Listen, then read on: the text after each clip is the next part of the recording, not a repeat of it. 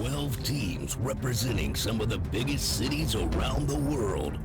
72 of the world's most talented poker players with over $350 million in combined lifetime earnings will put everything on the line over 8 months to compete for the title of the first ever GPL World Champions. Which team has what it takes? The Global Poker League starts now.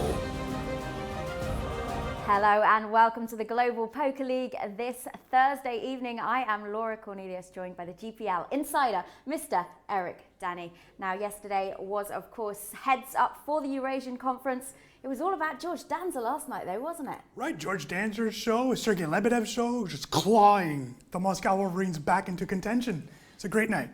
Tonight is all about the America's Heads Up Conference. We have some great games lined up for you. Let's take a look at what's coming up. That first match today is starting at 1 p.m. Eastern Time. It's Joao Bauer for the Sao Paulo Mets against Jonathan Little for the Las Vegas Moneymakers. That one is at 10 a.m. Pacific Time, 1 p.m. Eastern, 7 p.m. Central European Time. And then it's Eugene Kachalov, and he will be now playing Faraz Jaka. Last minute change for the San Francisco Rush side up against LA Sunset. They're going to be playing at 12:30 Pacific, 3:30 Eastern, 9:30 Central European Time. And then the final match of the evening, it's Bryn Kenny for the New York Rounders up against Pascal Lefrançois for the Montreal Nationals. That's at 3 p.m. Pacific, 6 p.m. Eastern, 12 a.m. Central European Time. Lots of WPT flavor tonight, Laura. We have 2 WPT Players of the Year, a 2-time champion in Jonathan Little. Who else do we have? We have Eugene Kachalov, a big 5-diamond winner back in 2007, I believe. So a lot of action for the WPT. So funny enough, might be WPT night here at the GPL. Faraz Jaka as well, his debut tonight, one of the managers for San Francisco Rush. Yeah, it'll be exciting. I think that match, and no offense to Jonathan Jaffe, he would have been a great competitor.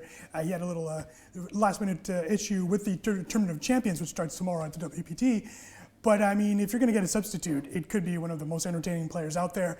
I think that Kachalov-Jaka match becomes a really exciting match. We were, promoting that third match a lot, you and I, yesterday. But I'm suddenly very excited. 2 guys that come from the Moneymaker era that were made by poker because of the big poker boom in the early 2000s. So really interesting to see those 2 go at it.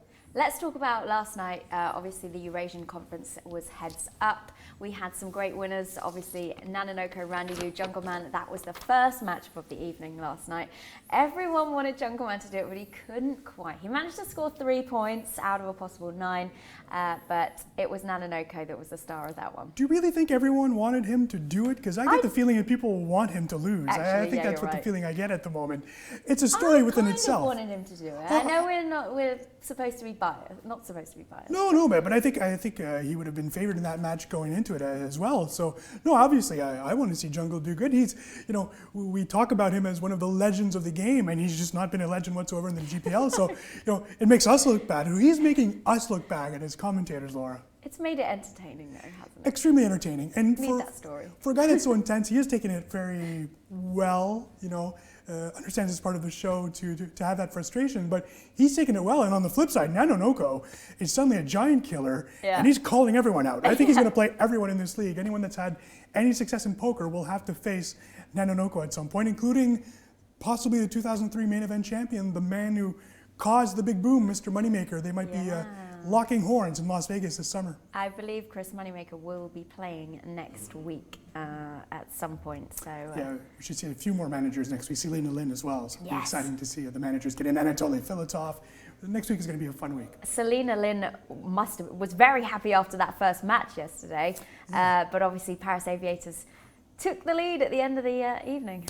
Funny enough, the standings in the Eurasian conference stayed exactly the same as they were before the start of yesterday, which is sort of weird. But I think it's normal. We saw a lot of splits. I think the big shock of the night is George Danzer's 3-0 victory. No one expected that. No one expected it. Yeah, I mean, if you were betting on BetStars, if you were betting Danzer, you were a happy camper yesterday, especially in that situation. But Igor Krenov, I mean, it's hard to believe that happened, but it did. And that's what happens in heads-up situations. Sometimes you play your best and still end up at the bottom. So you just have to pick yourself up. Except for him, he's got he lives with the manager, and the manager probably was a little upset. Poor, I think she was showing him some love on Twitch as well. She felt sorry for him a little bit. I think that's a front. You think it's a front? Oh yeah. No. Of course, there was the Sergei Lebedev match against Timothy Adams as well. We're going to hand over to the desk now. They're going to talk through some of the highlights from yesterday. Over to you, boys. Thanks, Laura and Eric, as always. I'm Griffin Benger. This is Sam Grafton. It is match 28 of week 3 of the first ever inaugural season Global Poker League. We're having a lot of fun over the first 3 weeks, and last night's matches were pretty damn entertaining. Yeah, of course, it was great to see Jungleman in action. The days that he plays at the GPL are always something special. Randy Liu, obviously, doing really well against him. These two clashed, and what a hand this was to start things off. Dan Cates misclicking for the second time in the GPL, and Randy Liu, lucky enough to be dealt pocket sixes, was loving life. Immediately knew that this was a misclick, signaled to his fans that he'd be shoving all in, and, frustration for Dan Cates, which has been a feature of his performances on the GPL. Yeah, absolutely. Randy Liu, as Eric pointed out, the giant killer, the guy that's coming after everyone. Pretty unlikely source of that, but he's really taken on every challenge. A bunch of really interesting hands over the course of the match. This, of course, being the big flip that Randy was going for. And one of the themes of the Jungleman matches is how unlucky he's gotten and how that's created this, funny narrative. And it just seemed like once this flop came, he would never win. The 6 did come. Poker giveth, she taketh away. And that was a nice little momentum shift for Daniel in order to get a match win in this that heat. Well, yeah, he's desperate. I mean, he needs to get some points for the Berlin Bears. But yeah, Randy Liu, I think there with a good strategy, felt like he was flipping. Playing lots of flops, playing lots of small pots, plays to Jungleman's post-flop skills. Yep. So when he saw the opportunity for a flip, he took it. Was unfortunate to get on the wrong side of it. But yeah, two of the big stories over these opening weeks continue. Hong Kong Stars doing really well, poised nicely in second position in the Eurasia division, and Jungleman continuing to be frustrated. This was the second match. George Danzer making his debut against Igor Kurganov. Again, got off to an amazing start with Igor Kurganov flopping top set of aces, seemingly having a lock on this hand. But what do you know? On the turn, George Danzer outdrawing him, making the nuts, and winning.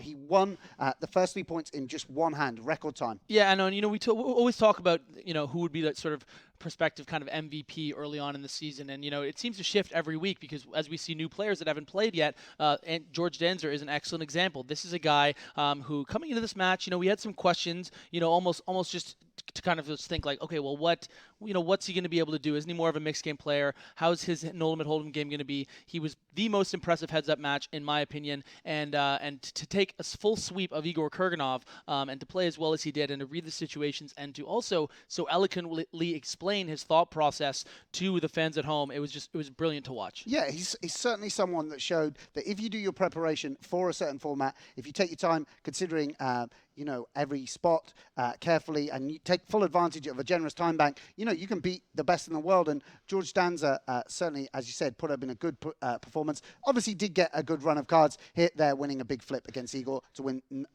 3-0. And then, of course, Italy against Russia here as the Rome Emperor himself, Timothy Adams against Sergei Lebedev of the Moscow Wolverines. And, it was a really fun match to watch. It was nice to see Sergei, and I think this is going to be a theme that we're going to see in the GPL as the weeks progress. More people becoming more comfortable with the format, with the camera, talking to the fans. And that was really great to see that not only was he willing to speak to his Russian fans in his native tongue, but was willing to, during his thought process, also work on talking English to the people out there, so they knew how he was feeling, and this was an awesome match to watch. Yeah, exactly. Timothy Adams did the same as well, sharing a lot more with us than he did in the first match that he was involved in against Justin Bonomo in the first week. As you say, these guys know how to play poker. They don't necessarily know how to interact with fans and share their thoughts. But they're quick learners, and that's the great thing. Yeah, and we're seeing more and more from these guys, and I think, like you say, as the weeks go by, people get more and more comfortable with the format, and the entertainment value of these matches is only going to go in one direction, and that's upwards. Yeah, and the other thing too is it's so great to get that sort of insight into their lives. Seeing the camera into their their homes. We've talked about Galfon's palace in the background. We've talked about Trickett's adorable dog, Jason Mercier's adorable little puppy. There's so many different little things that we get, nooks and crannies of these guys' lives that make their matches so much interesting, make the characters so much more interesting. And Lebedov, his beautiful wife being there during the interview, looking longingly into his eyes. It was a real heartwarming moment for me personally, and it's just great to see who these people really are beyond the cold death stare when they're sitting there at the poker table. Yeah, I agree with that. Good. Let's head to the lounge, guys. Eric and Laura are waiting for us with some standings updates. A lot of movement yesterday with those heads-up matches. I agree with that too. Eric, do you agree with that? Yeah, I think Lebedev was the star of the show yesterday, and it was a little unexpected, so it was great to see. I think that's why a lot of fans want to see the same people on the stream, but it's good to give exposure to new players, and I think this heads-up format really makes it. It forces us to, it forces them to interact a bit more. And Lebedev is great because he was uncomfortable at first, wanted to speak more Russian. We tried to make him speak a little more English, and he was fantastic, and had this beautiful wife as a translator. What a beautiful but she wasn't even wife needed. He was great, and the answers were perfect, and you could tell he's taking this really seriously, and so are all the Wolverines. I'm glad we're all in agreement. Right, Yes. Let's take a look at the standings. First of all, we'll start with the Eurasian conference. So that's what we saw yesterday. Top of the conference, Paris Aviators. They've not left much space for anyone else to have much time at the top. Hong Kong Stars got it for about 20 minutes yesterday. That's right. The great Randy Liu gave him that great lead, but that disappeared so quickly. Thanks to Mr. George Danzer. What a great pickup by the team. Third-round pick. Really did exactly what he needed to do. Yeah. Especially coming off of a disappointing Tuesday performance for Fabrice Soulier, the team manager. We keep on rubbing Fabrice. We don't mean him to do it purposely, but I mean, he only scored 1 point, and that was critical for that team to pick up those points to go right back up in the standings. 3-point difference on Hong Kong, who keep on destroying all the pundits who'd all believe they would not be anywhere near the top. Here they are, 10 points clear of a playoff spot at the moment. Good for them. The Moscow Wolverines needed those points again. Really good week for Moscow. Petechuk, a first and a third, if I'm not mistaken. Good. And then Sergei Lebedev with 2 wins, so 6 points there. So really a great week for Moscow, coming into a week where their superstar Anatoly Filatov will take front and center. We'll be front and center next week. That'll be fun to watch. London Royals, I think, a little disappointing at this point. Big gap between London Royals there. At this point, it's no longer they'll be fine because they have all those superstars. At this point, they need to start winning. So, again, Kurganov, not his fault that those points were all lost. Everyone was in agreement that he played pretty well. That's right. But the fact of the matter is, if they want to be in the playoffs, they need to score those points somehow. Yeah. So, a lot of work has to be done. Thank goodness that Liv Boré won that match on Tuesday, because that team could be in deep trouble. They're fine right now. Rome Rome is a team that we're still not sure what's going to happen there. Still without any wins. That's right. Timothy Adams picked up 3 points last night. So Yeah, and played so well. at least again. it's some points. That's right, and that's true, Laura. Again, winning one is crucial. Losing all 3 matches really hurts a team. If you win one, you gain 3 points. The team you're playing against, also in the standings, looking at strategically, they only gain 3 points on you, whereas the extreme is 9 points, and that's the difference between Paris and London yesterday. 9 points in the standings, that's critical. And Jungleman obviously not doing so great for the Berlin Bears, who are stuck at the bottom of the table. But as we said, at least he picked up 3 points and not 0. Yeah, I think at some point Philip Grusom is going to have to bench the jungle, unfortunately, because points are just not coming, and there's valuable games that are being missed, maybe by fresher, newer opponents. Indeed. Well, let's take a look now at the Americas Conference standings and how they are.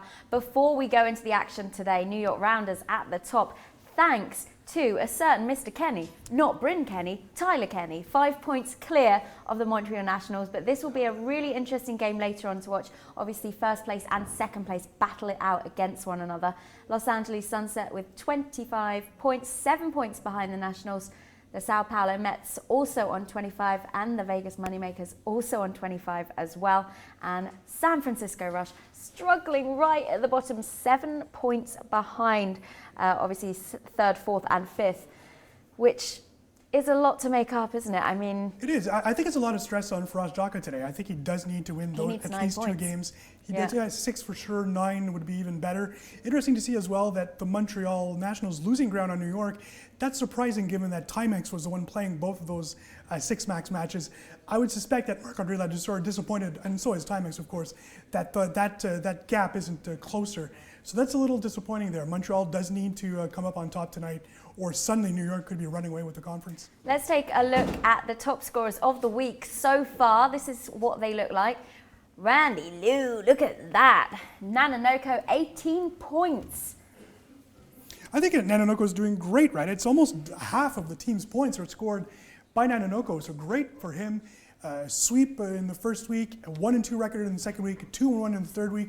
That's what we predicted, right? To go all three different. So these, in fact, I said of the week, but they're not of the week. They're from the start That's overall, of the season. correct. Yeah. Yeah, and we already know that Nanonoko is back in action next week against Elke. They've been wanting it on Twitch, wanting it on Twitter, and it will happen. So Randy Liu versus the legendary Elke, both from the gaming world. It's going to be great, isn't it? Great match, and again, a chance for Randy Liu to pick up even more points for the team. Dominic Nietzsche and Vladimir Chornovsky, almost identical weeks that they had last week, so good on them for picking up 15 and 14 points respectively. So that was just done in a week. Anthony Zeno, the only player on this list that does not have a win. So that's still impressive that Zeno is still up there, having played just the first week, so good for him. Indeed. Well, lots of action coming up for you this evening. It's all about the Americas heads up. The first match is kicking off at 1 p.m. Eastern time. We're very excited. It's going to be Jonathan Little, who is playing for the Las Vegas Moneymakers against Joao Bauer for the Sao Paulo Metropolitans. Sao Paulo had a bit of a tough start to the season, I think. Yeah, a bit of a slow start. I think Mr. Akari would be disappointed by that. Okay, we're going to head over back to the desk, back to Griffin Benja and to Sam Grafton. They're going to run through this next match with us. Thanks so much, Laura. I'm Griffin Benger. This is Sam Grafton. This is weeks 3 of the GPL, and a very exciting match coming up here. This is the first match for either of these players. I know you're a big Jonathan Little guy, a real sort of teacher of the game, someone with all the books and everything like that. Joao Bauer, sort of coming from our background, a lot of online success. What do you really think about these two guys? I don't know anything about Joao Bauer. Hey, he's my guy, buddy. Oh, JB. Justin Bieber, baby. JB. I'll do all of JB. You take on JL. Okay, tell me about Joao Bauer then. Okay, so Joao Bauer plays as Joao Bauer on PokerStars. What's his screen name? Joao Bauer. Joao Bauer. Oh, yeah, Joao Bauer. I'm pretty sure that's it. I'm pretty sure cool. that's what it is. He won a W Coupe event for over $300,000 before. Someone that has had a lot of success. Decent money? Decent money, yeah. Could use that. We wouldn't be here if we won something like that, would we? He's someone obviously from Brazil. He was the wild card selection for the São Paulo Metropolitans, I think, which says a lot about how much confidence Andre Akari of the Mets has in this guy. A GPI rank of 1,588, only 615,000 in earnings, but really a lot of that come recently. And we saw an entertaining performance from the other Sao Paulo, Felipe Ramos. He gave a lot of entertainment, talking to the fans. cheering on, vermooing in the run-outs. So much damn Vemu. Yeah, exactly. And he was loving life. So what we can really hope is that, that he showed a lot of personality, as did Joao Samao, Aini Masari. So we can expect a lot of entertainment value from any Sao Paulo Metropolitan. And I think that's one of the exciting things about that team. They seem to play with a lot of heart, a lot of spirit, and a lot of enjoyment for the game. And, that kind of exuberance and love for the game, it really spills over across the screen and, engages fans. And that's really what we want at the GPL. Yeah, and I think what's great, too, is that this is someone who's had success in Brazil. He won a BSOP title in February of 2015 for 131K. Got the stats right here, buddy. They knew Look, you were it's reading right off here. a sheet. Of course they do. Yeah, But you want me to before, memorize this stuff? There's a lot of numbers, buddy. No, this is a guy, honestly, he's a really fantastic player in my experience online. I think he's someone that's really going to impress. I think that he's someone who, in an online format like this, he's really going to be successful. I mean, you think about the pool of talent in Brazil. Okay, let's talk about this. Andre Akari, he decided to draft 2 heavyweight American guys in Byron Kaverman and, of course, Darren Elias. He was filling out the rest of his team with 3 Brazilians. He got the 2 that were in the top 1,000, and then he had a huge plethora of Brazilians to choose from. Joao Bauer with his guy. That says a lot about the confidence he has in him and the reason why he's here. Yeah, and we've seen a lot of big debuts this week. 7 points for Liberi. We saw a clean sweep of 9 points accumulated by George Danzer.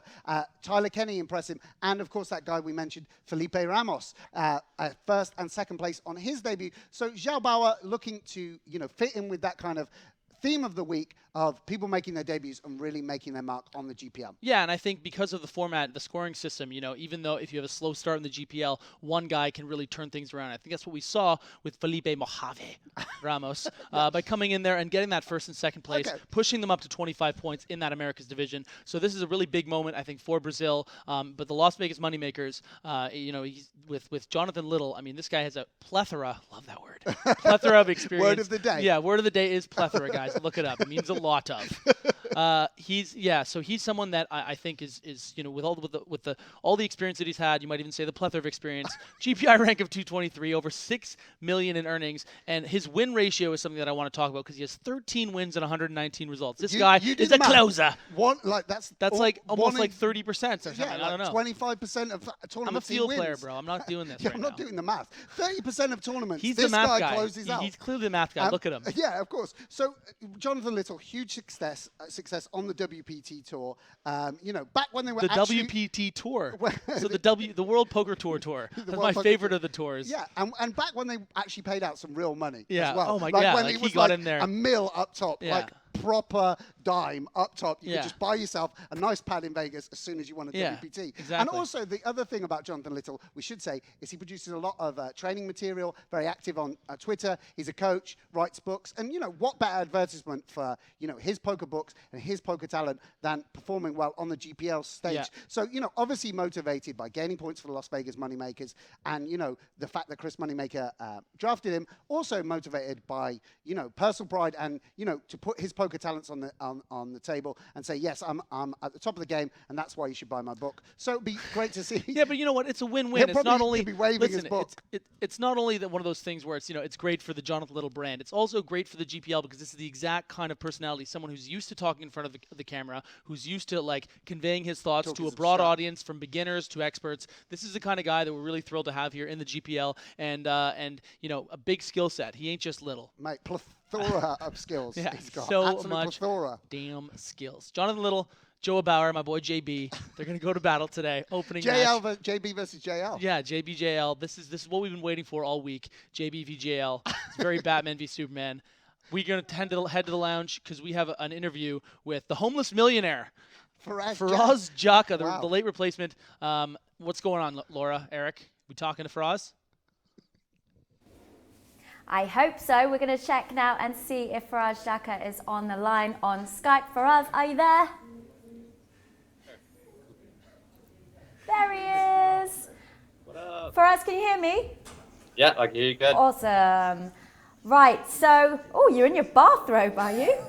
Nice. Yeah.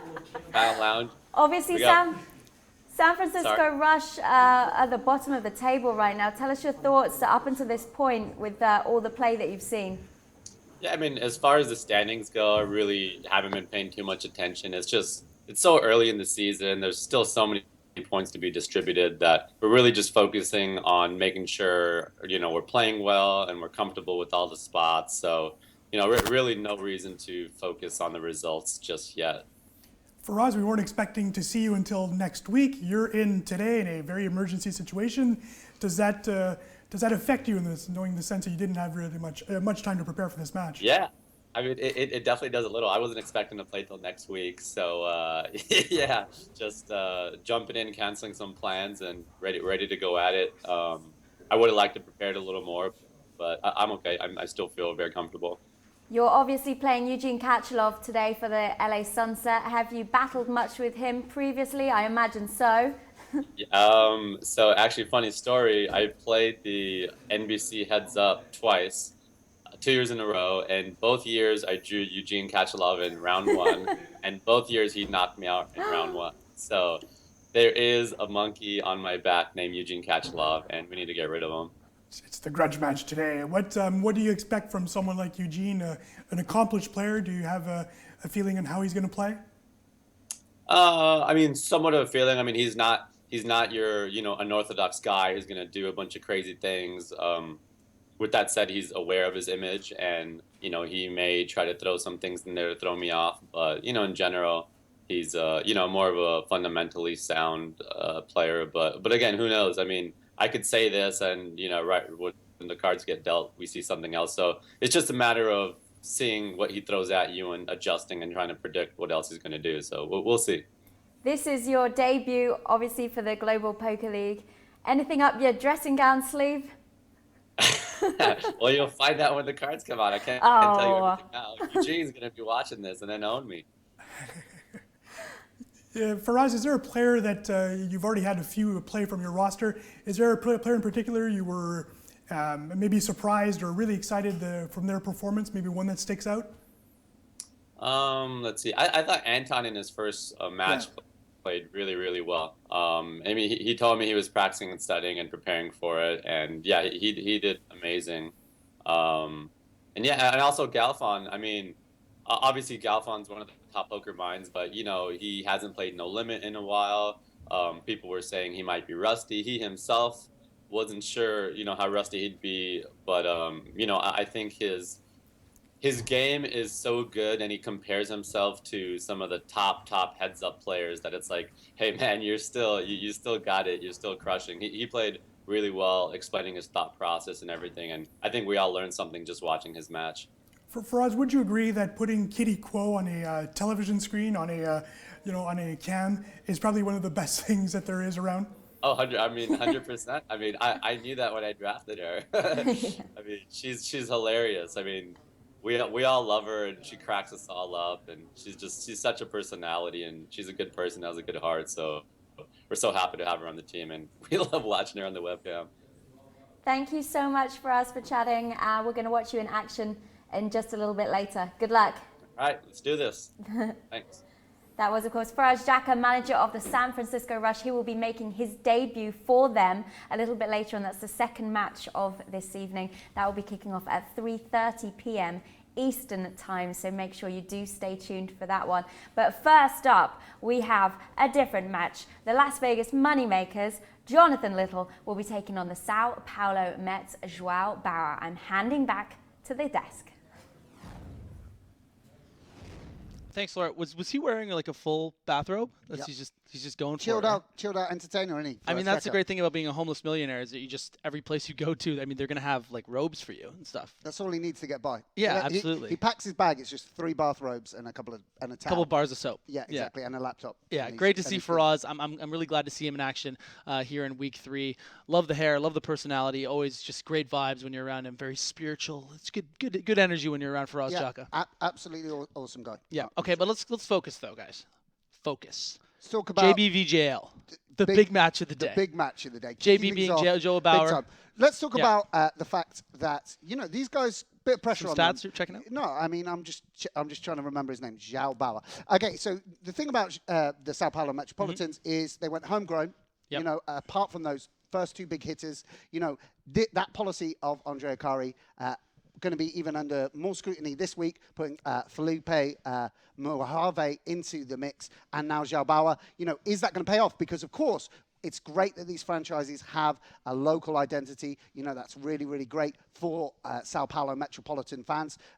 Felipe, of course, from a Sao Paulo resident. Great to have him in the team. But at the end of the day, you need to put points on the board if you're going to make the playoffs. Same with the Moneymakers. Chris Moneymaker seemed to go for a very specific strategy. Not local, really. I mean, that's more of a live cesspool of live pros. Yeah. Yeah, more like Las Vegas live pros, we call them. Run good live pros. And so, he's gone for people like Jake Cody. He's put himself in the mix. Scott Ball. Jonathan Little. We love Scott Ball here at GPL, to be clear. So, and that is going to be under scrutiny if it doesn't deliver points. Absolutely. When you go with a draft strategy, that's all well and good. Let's see if you can convert, your players can convert, poker talent into points. Yeah, I mean, there's really, similar to how there's really no perfect GTO way to play poker against certain opponents. It's the same thing with drafting in the GPL. This is the first season. Nobody knows what the best direction to go in is. We saw the different strategies from the different managers. You look at a team like the London Royals, just pretty much the 5 best poker players that you could have picked in the situations. Yeah. Not a single one from London, except, of course, the general manager, Liv Barry. You look at the Hong Kong Stars, going fully local, fully unknown to the grander audience within the international poker scene. You look at Las Vegas Moneymakers, LOL Live Pros, just these guys that are all a really eclectic, different mix. Scott Ball, of course, from Twitch fame. So it's really an interesting kind of balance here. Let's talk about some more teams. New York Rounders, very kind of like the Goodfellas, just that crew of people bringing it in the family. Tyler Kenny, Bryn Kenny, Kevin McPhee. And so, that's going to come under some scrutiny. What I'm saying is, I didn't mean to deflect your point. No, I agree with what you're saying. Yeah, exactly. These are the moments to prove whether or not it's going to work out for each franchise. I mean, what we're going to learn, we're still learning in these early weeks about the talents of some of the lesser-known players. Obviously, we know about Jonathan Little, but Joao Bauer, we don't know anything about him. Would be great if he came in today and did what George Danzer did, which said, "Hey, I'm a name, but I can also really, really play top class poker. I've done my preparation. I'm ready. Roll the dice, JB. Roll the dice. I'm ready for this literally format. It's gonna be interesting to see whether other people adopt that. Just to remind those who didn't tune in, George Danzer using a dice to randomize his decision-making process. Really, really interesting strategy. Every day's different here at the GPL. Today, JB versus JL. Let's go. You know what I expect too from Jonathan Little? I think he's going to really be from the same kind of George Danzer camp where he's almost overthought a lot of these things. He wanted to know, yesterday we saw George Danzer timing. History is great. I mean, we'll let him take the lead because he's really good at this. Good hand. My name is Jonathan Little. I like to play poker. right away. Where the commentators are going to comment about the room I'm in. I'm in a hotel room. I'm at the Seminole Hard Rock in Hollywood, Florida. Room 482 if you guys want to go say hi. They had a bunch of WPT events here. Last night, we had a little bit of a party. One of my friends, Justin Young, won the $3,500 WPT event. And then another one of my friends, Dave Malka, won the $25K. So sick life. It was a nice evening. He definitely had swaps. So that's a swappy smile, isn't it?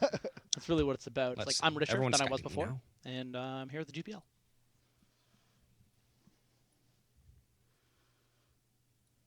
Joao Bauer been doing some work on the blackboard, normally covered in equations, a la Good Will Hunting or Beautiful Mind, solving math puzzles. Maybe the opponent's going to time out on the first hand. That would be unfortunate. If he gives us a how do you like them apples after it's kind of odd. You're talking about me on the streamline now. Right now, let's see what they're going to say. Oh, wrong headset.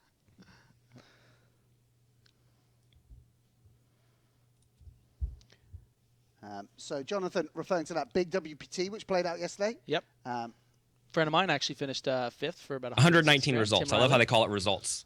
Guy I'd love to see involved in the GPL someday.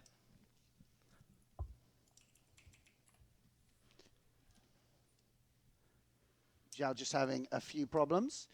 I'm sure he'll be with us momentarily. So going to be interesting. I like to talk about, obviously poker backgrounds, the poker culture you come from does often influence the way you play. Someone, Joao Bauer, seems like, from what we know, more of an online guy, more of an online background. Jonathan Little, he has played online as J Card Shark on PokerStars. You do see him pop up for the big scoops and W Coops. But since his success in the World Poker Tour, we're currently checking to see if Joao's disconnected. He says no. All right, well that's good. Just giving it a long think. Yeah, I love the Goodwill Hunting background here. It's freaking awesome.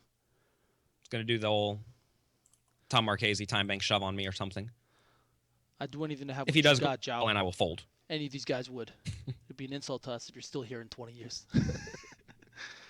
I think maybe I'll get up and I'll knock on the door one day and you won't be there. You'll be in the Global Poker League. All right, probably shouldn't have time banked out 3 minutes, but I don't think it's going to matter. I mean, unless you play incredibly slow, I don't think it should matter too much. Losing 2 minutes. And here we go. Also, I assume my opponent's a good online player. I believe I've heard that he has a W Coop win, which means he's certainly good at poker online, and he can probably 20 table no problem. If you can 20 table no problem, you'll probably be fine playing in 5 seconds or 3 seconds or whatever they give you. All right, so check flop. We have a great hand. I'm going to go ahead and bet turn.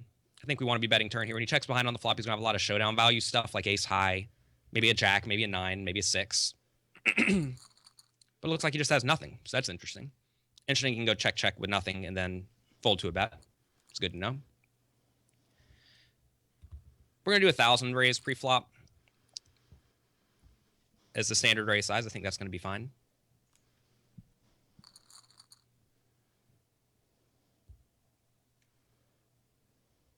If you all have any questions for me, feel free to ask them on Twitter at Jonathan Little. I'm not going to answer them during this game, but afterwards I'm happy to reply. 7 offsuit's pretty horrible, so we'll fold.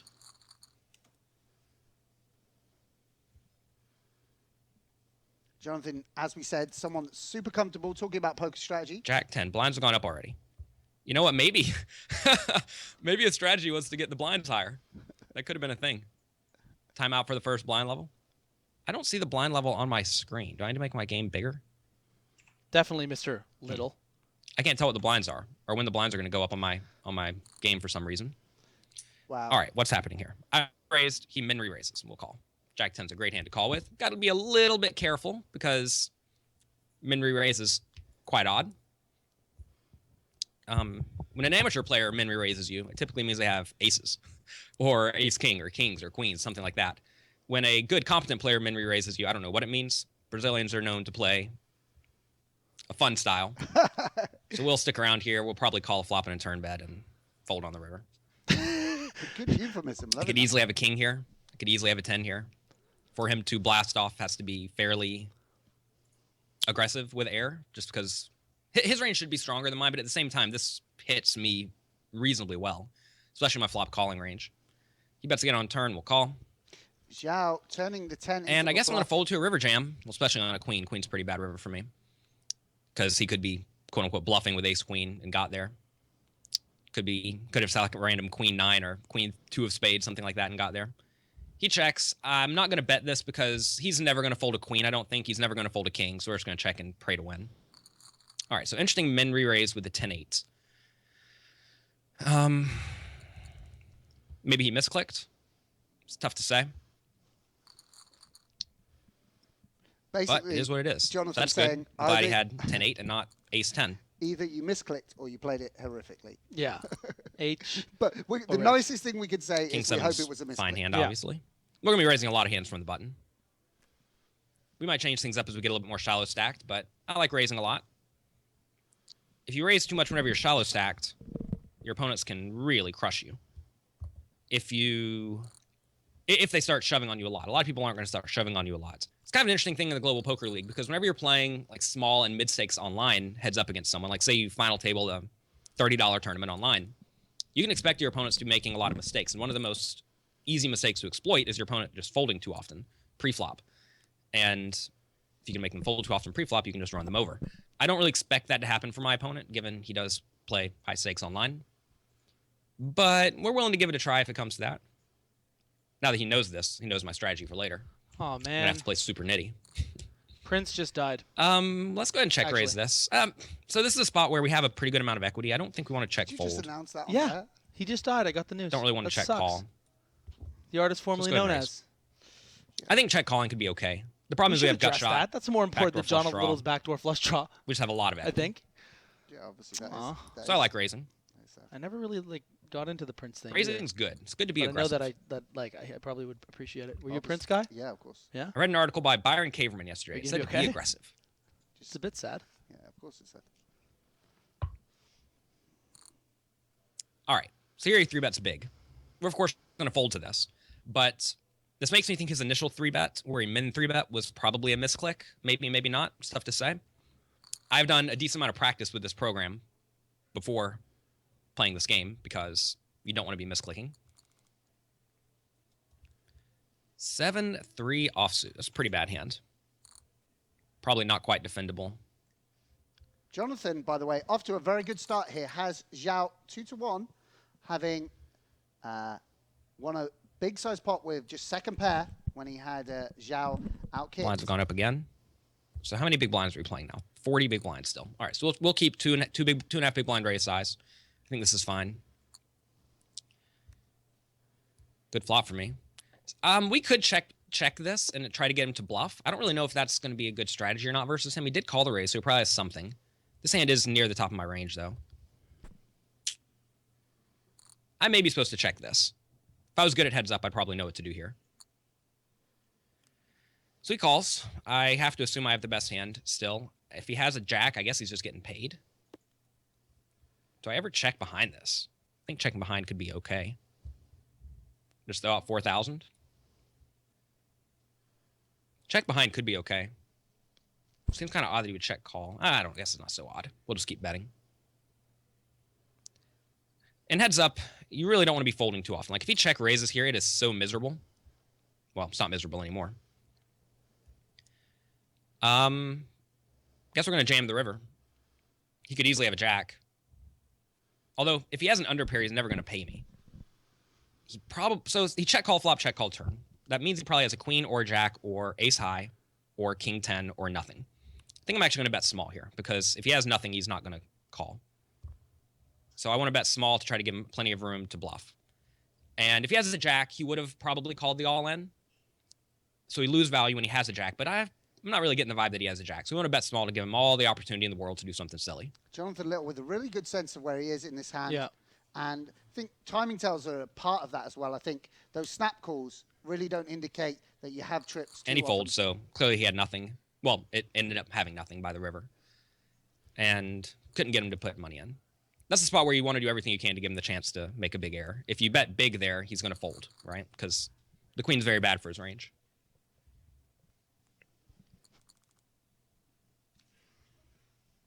All right, so it's down to 30 big blinds. Let's start min raising. Let's see.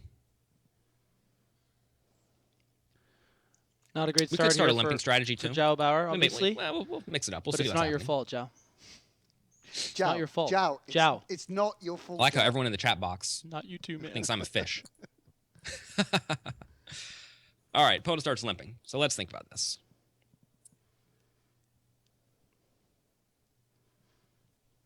Joao, I'm very hitting the excited flop. today. I'm excited to be here on the Global Poker League. I want to thank everyone at the Global Poker League for everything they do and giving me the opportunity to play. Ah, it's cute. I'm excited to be here. It's cute, Jonathan. Love it. Yeah, he's such a sweetheart. I love him. Yeah, such enthusiasm for the game. A guy that's been at the top of the game for a We're just long, going to long fold time. this. We have nothing going on. We could get after a little bit. He folded to the check raise once. That was in a raise pot, though. 9-4 offsuit's a pretty bad hand. Let's attempt to limp. If he raises, we're going to fold this. But we're certainly going to be limping some stronger hands, too. Or at least hands that can call raises. So he does raise sizably. So we'll fold. Oh, we're live now.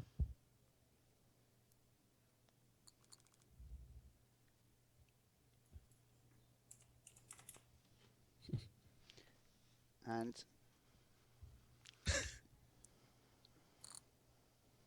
Joao coming in for mixing up limps and a larger raise size. I think that is a pretty good strategy. Hard to balance it, but it can be effective if you've given it some thought. Let's try limping again.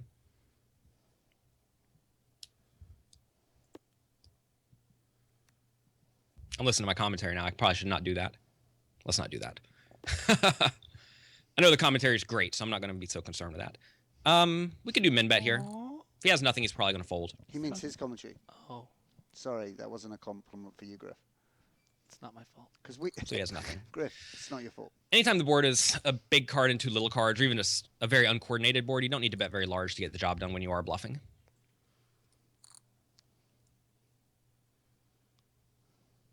All right. He raises. Someone We have asked- 8-4 suited. Wonder if JL is going to go for a 3-bet here. I would be loving it if he did.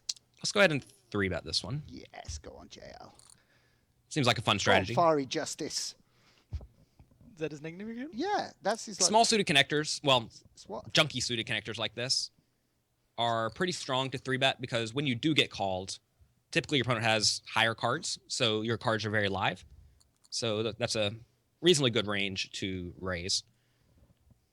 He is a good commentator. Maybe we should mute him. I feel like we're making us look bad, Griff. He's definitely making us look bad. Yeah. I mean, he could have our job if he wanted to, but he's too successful at the beginning. Yeah. Wonder what my Yes, opponent was thank doing on the God. first Thank hand with the God that 7-6 we offsuit. failed. Thank God he got some Crashed and swaps. burned. All right, swaps at WPT. another spot Villa. where I think we need to bet this. If he has nothing, he's probably going to fold. Maybe we should just be giving up here, though. We have no equity. Let's just bet again. We'll do min bet. If he folds ever, it's great. And if he has nothing, he's probably going to fold. Yeah. So that's good. Important to have good swaps. Craig McCorkle hasn't won anything in ages. Well, I mean, that goes without saying. Everybody knows that. Makes one deep main event run. He thinks he's the Queen's tits. Yeah.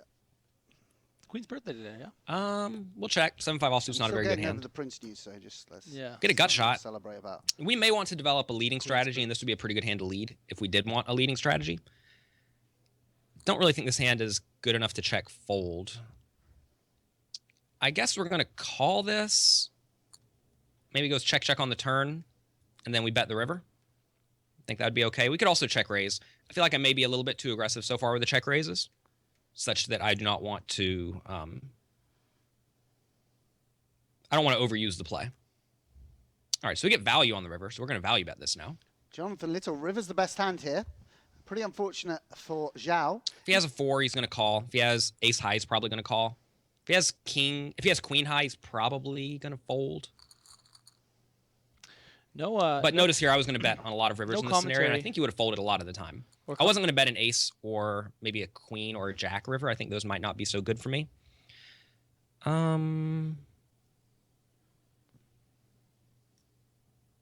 are we playing now? Okay, we'll limp this. and you will Do I fold. realize I'm playing and not commentating? I'm just confused over here. All right. Whenever he shoves over the limp, we should have some good limping hands in the limping range. So eventually we'll wake up with something, and that'll be good. All right, ace 7 offsuit's a good one. He min raises. So given a min raising range, I think we still just want to shove this. The hand's okay enough, and we don't really want to 3-bet fold. We don't want to. I mean, calling's okay. I think calling would be fine, but if your opponent is raising too often, you can get away with 3-betting him a ton. And if you're 3-betting a ton, you certainly want to have your good hands in the range. Let's try raising this one. We could also limp this. I think limping would be fine. If he shoves, we're going to call. He calls, though. Calling range should probably not have very many aces in it. Could easily have some queens. I could maybe even get away with betting smaller here, but I think I just want to be somewhat consistent and bet 2,000 to 2 big blinds. I think that's going to pick up the pot a lot of the time and actually look like you don't really want to bet small here and have him stick around with random. A random hand may fold to any larger bet. Although in that spot, maybe we should just be betting smaller for value. I don't know. This is where a good heads-up player would know what to do. All right, 10-3 suited.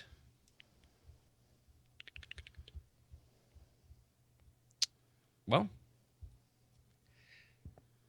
we could jam him here. Let's call instead. This is probably a close spot. This is a dicey board because queen and jack should hit him pretty well, but we're just going to check raise all in. Jonathan Little running pretty well here. Playing well, And running we're gonna well. stick with the plan. Check raise all in. This is only actually bad if he has a flush draw, a better flush draw. I do think he's going to have a queen or a jack here a lot of the time. And, you know, if he does, that's fine. But as you do see, he does fold. And when he folds, that's great. 9-4 offsuits, 10 big blinds. All right, 10 big blinds. This is a bad hand. We're going to fold this.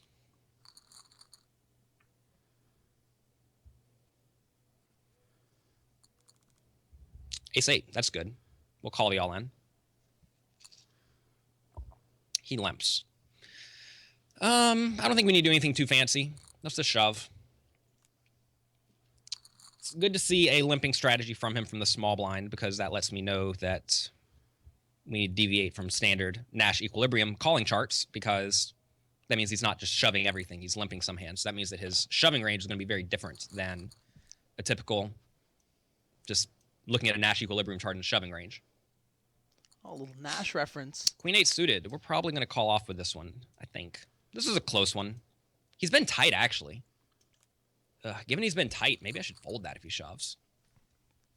Tight meaning he hasn't... Joao Bauer tight meaning he hasn't... in real trouble here. It's hard to watch two things at the same time. For Sao Paulo Met fans. Tight meaning he hasn't open jammed any. Given he hasn't open jammed any, I think Queen 8 suited may be a fold there. If he was jamming a lot, Queen 8 suited would be snap call. Queen 4. I guess we're going to fold this, but it's probably close. He's putting 76 to win 10. I guess we'll fold. Easy to say. He should have called when we see the hands, isn't it? Commentators, feel free to mute me if you're tired of hearing me talk. No, we're loving it, Jonathan. John, buddy, come on. It's a long days for us. Yeah, all right, John, so we picked up some pretty good hands in the small blind, and he hasn't given us any action at all, which is unfortunate, but I don't really see any other thing we could have done there. We'll call the all-in with the Jack 10 offsuit. So this is it. Jonathan Little with the dominating hand. All right, so get it in good. A little something for Joao. I'd love to see Joao hit an 8 here. Ocho. He's been running bad. See an Ocho on the river. Otherwise, Jonathan Little will pick up the 3 points. Bricks off Jonathan Little. All right, so we got one game. One game is good. What did Joao say there? Not happy. Not happy. Hey guys, I'm Griffin. This is Sam. That was the first match of the day. My boy JB, not a great performance there. Couldn't really get anything going. Lost a couple small pots. Jonathan Little, obviously, very eloquent in the way that he's explaining everything going on to them. But you know, what do you take from the fact that Joao? You think that's just a personality thing? He just decides not to really engage with the fans? Well, that will come with time. Obviously, they're not obligated to do that. But we have seen people in their second and third match really come out of the shell. So we hope that happens. But yeah, really, you know, there was one weird hand really early on where Joao min 3-bet 10-8 suited. Took a bit of a strange line where he flopped a medium strength hand, flush draw, and second pair, which happened to be dominated by Jonathan Little's Jack 10, but fired twice and then sort of gave up when the turn bet was a little bit strange where, you know, normally if you're betting that turn, you're setting up a river bluff to try and put pressure on the medium strength hands that they're going to have. I don't know whether it was a misclick. Jonathan Little suggested perhaps it was a misclick from him pre-flop, but that really put him on the back foot. And then, I mean, how card dead was that guy? Yeah. 10, 15 big blinds. When it came to shove fold time, really didn't have, you know, suited hands he could put in, high card, you know, kings and queen highs. Tried to limp in, see some flops. Jonathan Little kept picking up hands. Really, really tough for JB. I'm sure that he'll try and set that right in the next 2 matches. Yeah, I mean, quoting Matt Damon from Good Will Hunting, you know, maybe, you know, look, maybe I don't want to sit around explaining shit to people. That's a direct quote. I mean, he's really going for it. Hey, I do my research, all right? I love Good Will Hunting. Let's watch that. Let's watch that this weekend. I would love to watch that movie this weekend. We don't hang around after work enough. Let's watch Good Will Hunting. How do you like them apples, GPL? Yeah, let's go see Laura Cornelius, see how she likes them apples. I really love them apples, and I really love Good Will Hunting too. It's a film I've seen probably about 12 times, I think. Anyway, back to the match. Jonathan Little dominated the match kind of thing there, didn't he? He put on a clinic both on the felt and in the broadcasting world. It was great. It was actually fun to see Jonathan. No one should be surprised. He's very eloquent and, you know, speaks very intelligently. And it was great to see Jay Little in action. Fiery justice, given his brand of justice. Joao Bauer had nothing to do in this match. Poor guy. He just was ran over by the Moneymaker. Yeah, Moneymaker's doing well. The first 3 points of the evening going to them. And they were level pegging with 2 other teams in the Americas Conference. So that means now they will be taken up to third place. That will be good for them. I think the next step for them is the win. They still do not have a win on record, so they have one game won here. They need a second game won in order to get the win. We still play all 3 matches, so 6 more points up for grabs. But I think this is really important. If Little can win this next match, this next game, sorry, I think that makes a big difference. Mr. Moneymaker will be happy to have his win in the bank. That team would be at 31 points suddenly, and entering that third game suddenly. We talked about Sao Paulo having a less than stellar start to the season. They would be in very big trouble. So I think Little here could really put some pressure on Joao Bauer if he wins this one.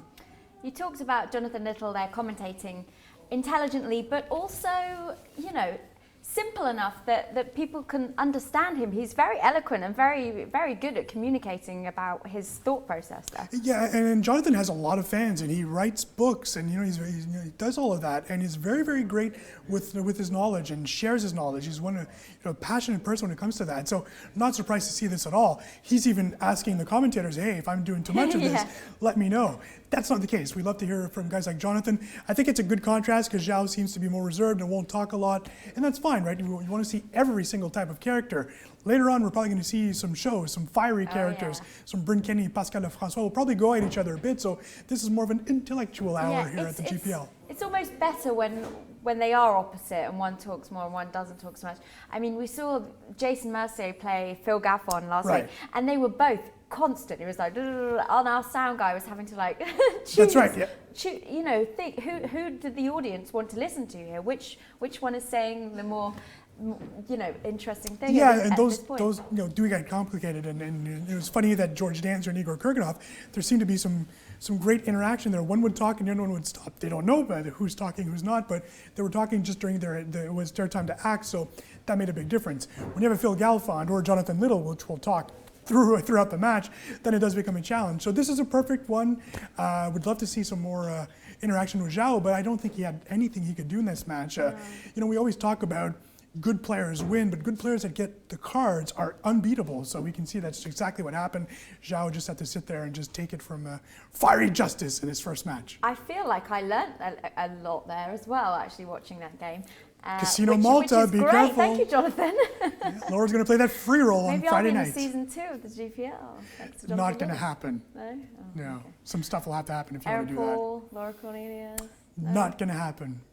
Thanks, Eric. Jeez. I know. Right, let's go back to the desk, back to Griffin, back to Sam. I'm excited to see whether Jonathan Little can make it 6 points now, or whether Joao Bauer for the Sao Paulo Mets is going to make an equalizer. Thanks, Laura. I'm Griffin. This is Sam. Eric doesn't believe in Laura's poker ability. We're here at the GPL in week 3, but she's right. We're all learning a lot from guys like Jonathan. It's a great teaching tool beyond being super entertaining.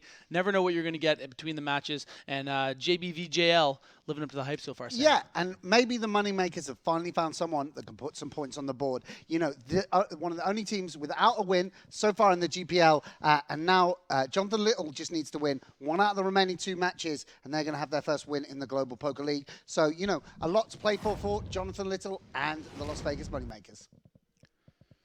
And there is Will Hunting himself, ready to bounce back.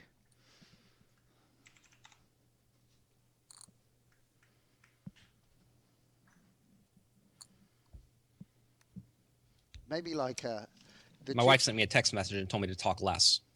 So I'll try to talk less. Oh, she just meant in general. However, if you like my commentary, I'll be commentating the WPT 10K final table. Oh, here we go. Whenever I'm done with this. I took 12th in that tournament. So they decided to needle me by letting me come back and talk some more about it. Top pair bad kicker. Not really where you want to be. We'll check call. Maybe a rounders Goodwill Hunting pretty bad crossover. turn will be folding on this turn, I think. The There's two so much potential here. franchises come together. Two Matt Damon franchises. We'll just mix up our references. It'll be great.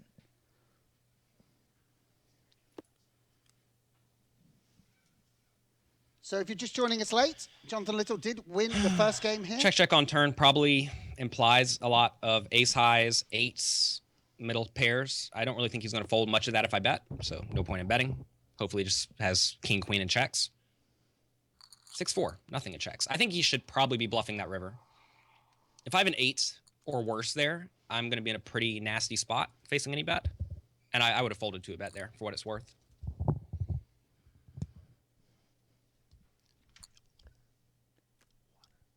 Top pair again. When you get all the cards heads up, It's not such a difficult game. Let's do 1,200 here. When the board's a little bit more coordinated, you can typically bet a little bit larger.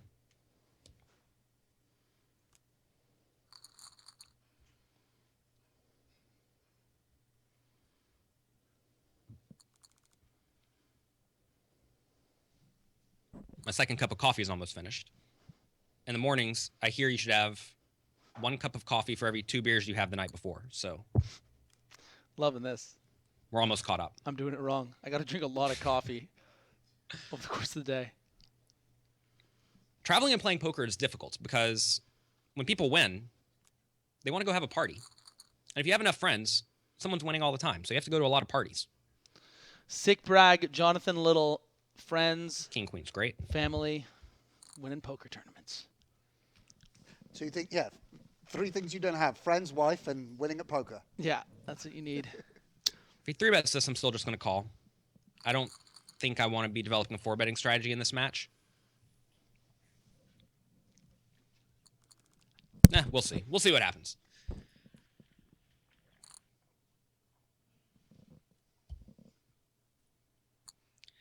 I'm tempted to start 3-betting a lot. We've been a little bit passive from the big blind. Anytime you've been passive for a while, you can typically get away with a little something. Oh. GPL people say don't talk less. Listen, ignore my wife. I will ignore my wife. 1 time only. All right, check call again. Very similar to the bottom pair we had earlier. 10's kind of a tough turn because he could easily have the random gut shots on the flop that make a pair. Right. He's probably going to check those, though. Far now, Joe. So Come if he on. checks, I think I'm actually in relatively bad shape. If he bets again, I'm also in bad shape. Come on, Joe. Let's get it together, bruv. Come on, JB. There we go. So much potential, Will. Come Oh. on, He hunting. blasted on the turn. Yeah. Get out, Jonathan. It's over, little. Let it go. I'm going to get my other cup of coffee, and then I'm going to fold. A bit of a Marquezing moment from Jonathan Little. Yeah, hydrating from his night of celebration and Swapzilla-ness. See, even when Zhao is getting the fold, they're still making him. He's not having an easy time of it, is he, JB? No, yeah, even though the fold's happening.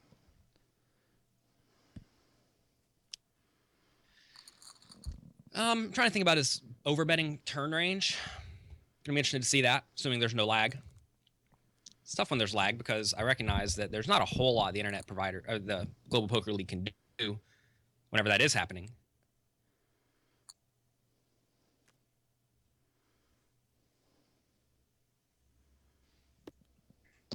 Jonathan flopping strongly, even though Queen 6. We're going to check behind on this flop. This board should easily hit his calling range. I'd be checking a lot of hands here. Also, we have a little bit of equity, so whenever it goes check, check, we're happy enough. If he bets turn, I'm probably going to call if it's a reasonable bet. If he does 5,000, again, I'm just going to fold. He checks turn. I think now you want to consider betting twice. So let's do 1,800 on the turn and then something like... Let's do 1,500 on the turn. Keep him in with a wide range. Come on, internet. He's going to call with a lot of hands on the turn, and we're going to try to bet a little bit larger to get him off on the river. You know, obviously, a pretty slow start here for Joao Bauer, but after that first match, but he's not someone that, you know, is going to be overly concerned with it. He has a lot of skill set. You know, he ran pretty bad in that first match. Just getting his feet wet here at the GPL. Yeah. And, you know, yeah. Jonathan playing very well, but by 4-3 no means offsuit. outplaying What do we Joao do with this Bauer. hand? Exactly. It's not like, you know, he's not like I got a sign on my back pretty that bad says, hand. save me, you know? Goodwill hunting. Guess we'll call. You don't need to. I get When they it. min raise, you can I've call with seen almost seen everything. the film. Okay, good. We keep making pairs. That's great. So that's good. But if you hadn't seen the film, If you, It's ha- not- if if you, it's if not you your haven't fault. seen the film, It's not your fault. why are you watching the GPL? I mean, Switch it off. Eventually, immediately. we're going to make a pair, and he's going to make a top Download, pair. And we're probably going to Goodwill hand Hunting. off like download? Okay, illegally Piracy? stream. Illegally stream. Okay, yes, thank you. If you're going to talk about piracy, let's do it, right? Another card I that's meant download from iTunes. yeah, as well. not Oh, great did for you? me. Okay, Obviously not great for do my that hand. then. You'd rather a We 4 love or you, 3 Apple. come. Or a 10. 10's not so bad. All right, PC. Okay, fire again, Zhao. Let's go over bet again, bruv. Just put it on. Should I him. do one of my overbet predictions again? Ah, He bets again on the turn. Nice sizing. Kind of an odd spot. We'll give him a little call here. Give him a Wow. splash. Strong call from Jonathan Little. And we're going to check fold the river. I don't really know what to make of his big turn bet. It's hard to say what it actually implies. Come You on, can't expect me to Vamu. fold a 10 ever. Vamu. Let's fire again, Zhao.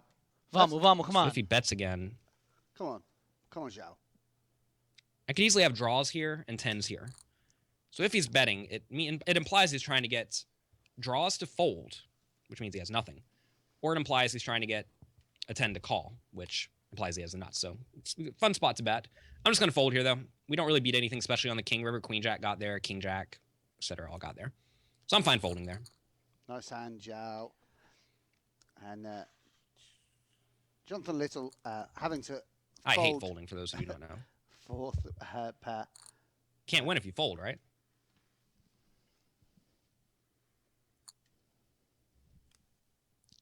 If you all like my commentary, you can sign up for my free weekly newsletter at jonathanlittlepoker.com. Check it out. Plug away, Jonathan. Come on. Take let's advantage. do it. No, I'm loving Absolutely. that. Loving that. We flop the nuts. Effective nuts, at least. We really just don't want a spade to come on the turn, or a 9.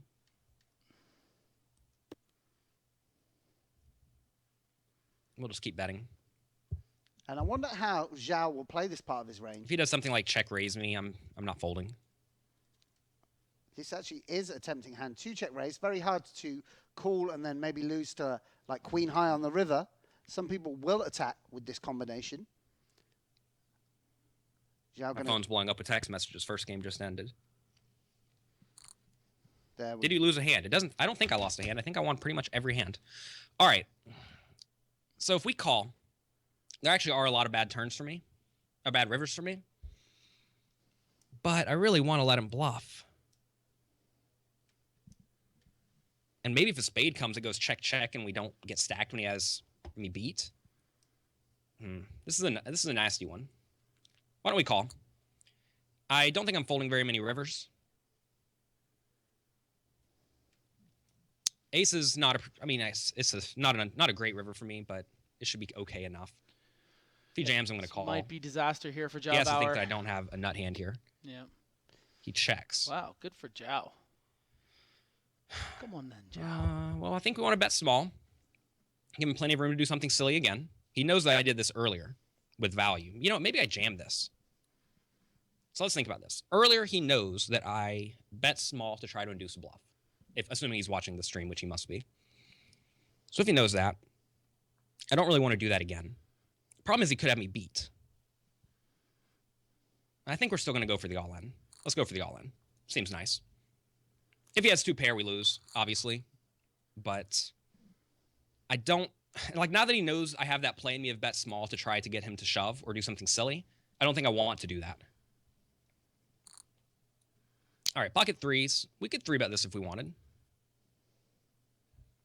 Calling's also fun. Let's just call. I like calling. We don't need to jam up the variance at this point, I don't think.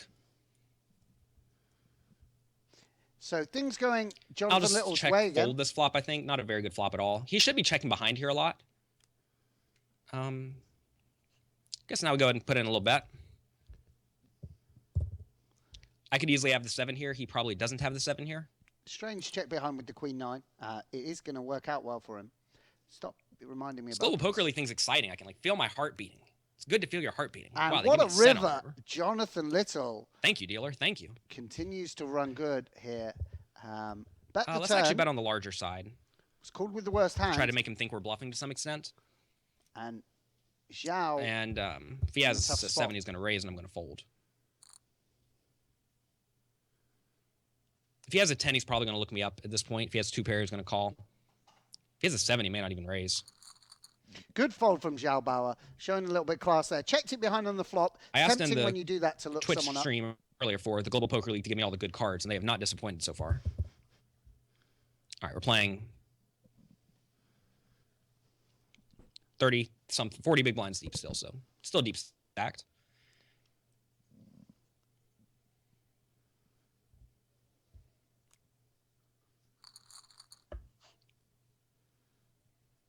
Last night, I was proposed a prop bet. We were eating at a taco place. I had to eat 13 okay-sized tacos, not huge, not tiny, Okay, size. in 30 minutes. It's a lot to eat. I really thought I could do it. And then they started giving me incredibly good odds. Someone even threw out 40 to 1. And I almost just fired away. I just bought an apartment, so I could really use some money. And if you told me I could pay for my apartment by just jamming tacos into my mouth, I may. But I chickened out. My wife's either going to be very unhappy or very happy that I chickened out. Rock and roll lifestyle of Jonathan Little. Little taco prop bets. Yeah, depending on the flavor, depending on the kind of taco, he might have. I'm just checking this turn with the 9 or because beefed I out. want him to bet at this point. And if I bet, he's probably going to fold if he has nothing. Wow, he does this blast again. Very odd. Don't have a lot of experience playing people who are blasting the turn. Our hand's obviously too good to fold. Wow, the dealer Jonathan was- Little. Thank you, dealer. Thank you. Again, Um, on the river. Amazing. Donk jam him on the river? No, obviously don't do that, Jonathan. This is just silly. I guess I check. If he has a king, he's going to bet again. Wow, he got him. Yeah, Set If he has a the king, he's going to trap bet for the again. Brazilian. And if he has a draw, I want to give him every chance to bluff. Yeah. If he does blast it, I think I have to just call. Zhao is going to Silly really as that feel sounds. like he has the best hand here. I would think it highly Interesting spot. unlikely. I mean, like, I don't deal with this overbet on the turn too often. I only know what I know about Heads Up from the chapters in Excelling at No Limit Hold'em, which were written by Olivier Bousquet, and also a high-stakes online Heads Up sit-and-go player. Big bet from Zhao, full And- value. He wants a call, but actually doesn't. I feel like I would still check shove. Those this, chapters don't talk so much about dealing with don't you? overbets on the turn. It's hard. For We're the just going to seven. call. I don't think there's any value in raising. Maybe there's some value in raising. I don't think there's much value in raising. Shows the king, so that's unfortunate. We obviously could have won more. But I think that's the spot where he should be incredibly polarized. Maybe that was a little bit too weak. All right, so playing short now. We'll min raise this hand. That feels a little bit weak to me. I wish he would have bet like over pot again. That way I could have felt fine about calling. Whenever he bets less than pot, makes me think I should have considered jamming there. Zhao defending the Could queen have been a jack, mistake. not electing to shove, and he flops well. Let's check this on the flop. We'll bet the turn if he checks to us again. I'm rattled. I finally had the nuts and didn't get paid. Actually, I finally had the nuts. I had the nuts every time. Thank you, dealer. Thank you.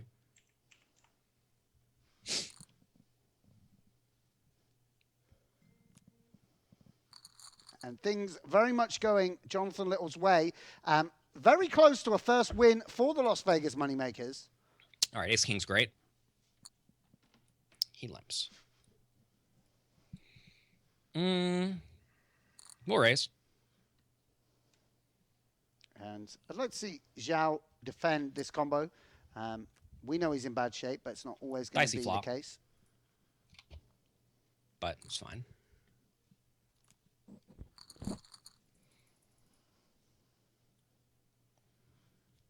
Yeah, Las Vegas Moneymakers. Come on. I just heard that they've yet to win a heads up series. They are 1-2 and 1-2.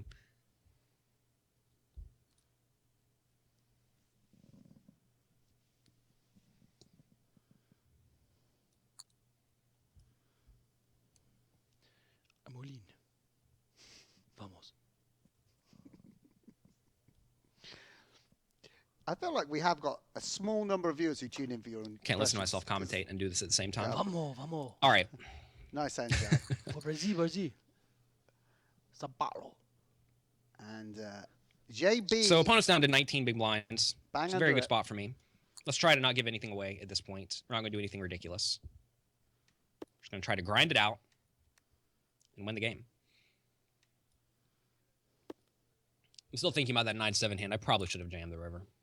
If he bet larger, I should have called. If he bets that size, I probably should shove. I really don't know how to deal with that bet size, though. That bet size on the turn made me think he was very polarized or bluffy. All right, queen 5 suited.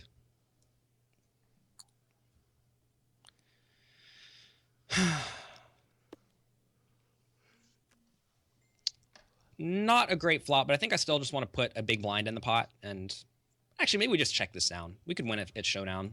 Let's just check this one. And I'll continue checking this.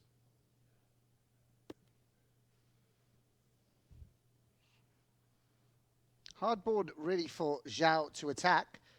Well, we make the nuts again on the river. Hits Jonathan's range so hard. Apparently, all you have to do is just ask for great cards, and they'll give you great cards. This is a spot where I think he's going to think that I know he clearly has nothing, And if he thinks I clearly have nothing, maybe he'll be inclined to call a big bet. And there's little risk of him having a flush there. It's almost impossible. We get good cards again. Oh, poor We'll 3 big Joe. blinds this again if he limps. Oh, good. I think that's Very- probably definitely pretty a good. He spot called you the 3 can- big blind raise last time. With the Oh, sorry, 50 he blinds, limped and then just called maybe the 3 big feel blind like, raise last you know. time and I had ace king. So we can at least expect to get in a few more It's chips. fair play to Joao. Doesn't get frustrated. Global Poker League went offline. Well, that's no good. John a little scaring away the fans with his excellent analysis. We'll check this. I don't think we're really trying to Maybe they all took our advice and fold or anything like start- that, but I don't downloaded, want to Good bet Will and Hunting. blast my stack in, drawing nearly dead. Off iTunes, of course. Obviously, Yeah. paying for it and then giving them some money and then getting their product in We'll just return. keep checking. Slow play on slow play here, and Joao not biting. Very disciplined. 4 on the river. I think we want to bet at this point. We have the best hand a lot. So yeah, let's bet again. It's unfortunate they're having lag issues. Believe it or not, it really is hard to get good internet. I don't know if they're streaming from Malta or not, but I know whenever I traveled to Malta to play the EPT tournaments, I could not get a good internet for the life of me. Like, I tried to stream there. I stream at twitch.tv/Jonathan Little sometimes. I have a free home game every Monday. But it's hard to get good internet in Malta, that's for sure. What am I doing here? We're trying to play poker right now. What are we playing? 10 big blind poker. Okay. We have 10, 5 offsuit. Not a very good hand. We'll limp. Lose my train of thought watching the buffering go around and around. Joao Bauer just Not a good getting flop, but we'll throw out a such big bad blind. cards. And at least he has connected on this occasion with the flop. Expect it to come running 8-9. And you've got a feel for the Brazilian on his GPL debut. If he puts a chip in the pot, we're done with this one. He could have a 2 or something like that, but, you know, whatever. He's generally been somewhat passive, such that I mean, he's going to be able to get away with a bluff or 2 if he tries, if I don't have anything.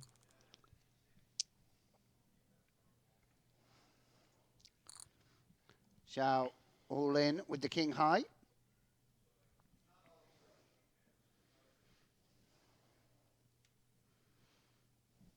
Oh, he jams.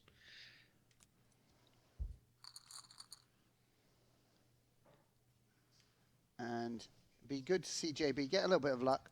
Jonathan Little provides. Ace queen offsuit. Let's do the limp again. And This might. He seems to at least have it in him to limp, to shove over limps, so I don't really mind Joao limping. Bauer here. big flop. There we go. That's what we were talking about. We'll just check, flop, probably check turn. Maybe we should be betting here. I think betting could be perfectly fine. Jonathan turning additional equity, and Zhao's going to want to My put in hand's a bet obviously here. pretty good. Joe Bauer possessing the If you George best, we're gonna Clooney call. starring drama Three Kings. Big bet I again. never saw Three Kings. Last time he did this, he had a good hand. So it's good. Don't think that matters so much, though. We'll call. And unbelievably, Joao Bauer's hand holding up. And you'd imagine he's going to go for value on the river here. Wow, can we ever call this river bet? I don't think we can. I think the 9's actually a pretty bad card. Queen Jack gets there. Jack 8. Would he play a 10 this way? He probably shouldn't. He would obviously play a king this way. He'd obviously play a flush this way.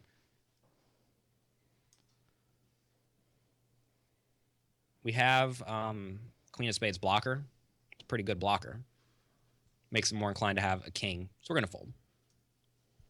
I think folding's fine. Good lay down by Jonathan Little. And Joao Bauer Like I said earlier, I really, really, really dislike folding. clawing his way back into things.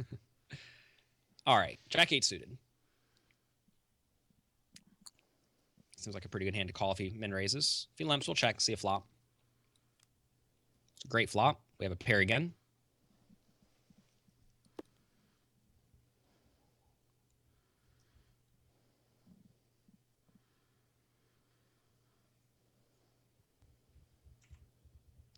Joao Bauer might seem unusual for someone to take a stab at this board with just 3 high, but he has the stronger range because Jonathan didn't raise pre-flop. He has the ace-queens, ace-jacks, aces-kings and such like, so he can fire even quite low Heart equity is hands definitely not a on good that turn board. for me, but it's, A little bit again, loose, fine. but It's very important to realize in heads up, your opponents have wide ranges all the time, and you can't be scared of every little thing. Even in regular poker, whenever you're playing 9-handed, if you're heads up with one other player, you can't really be so concerned about every little thing that your opponent could have. It's a pretty big leak that a lot of players have, where they just assume their opponents must have them beat anytime any scary card comes. And if that is you, you got to loosen up a bit, and you have to be willing to make some calls. This would be a pretty nasty spot if he bets. I would assume he's going to bet all the queens on the turn. Although maybe he wouldn't. I'm really going to hate paying off this river bet. It feels like I shouldn't. Now that I see it's 2,900, I feel even nastier about calling it, but I don't like folding. Interesting he turned the bottom pair into a bluff there. I guess he was trying to get me to fold bottom pair.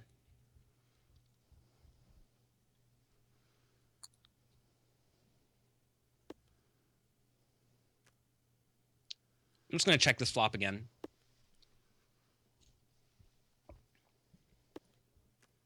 Check, check, flop. Probably value bet turn small. If he bets turn, we're going to call for sure.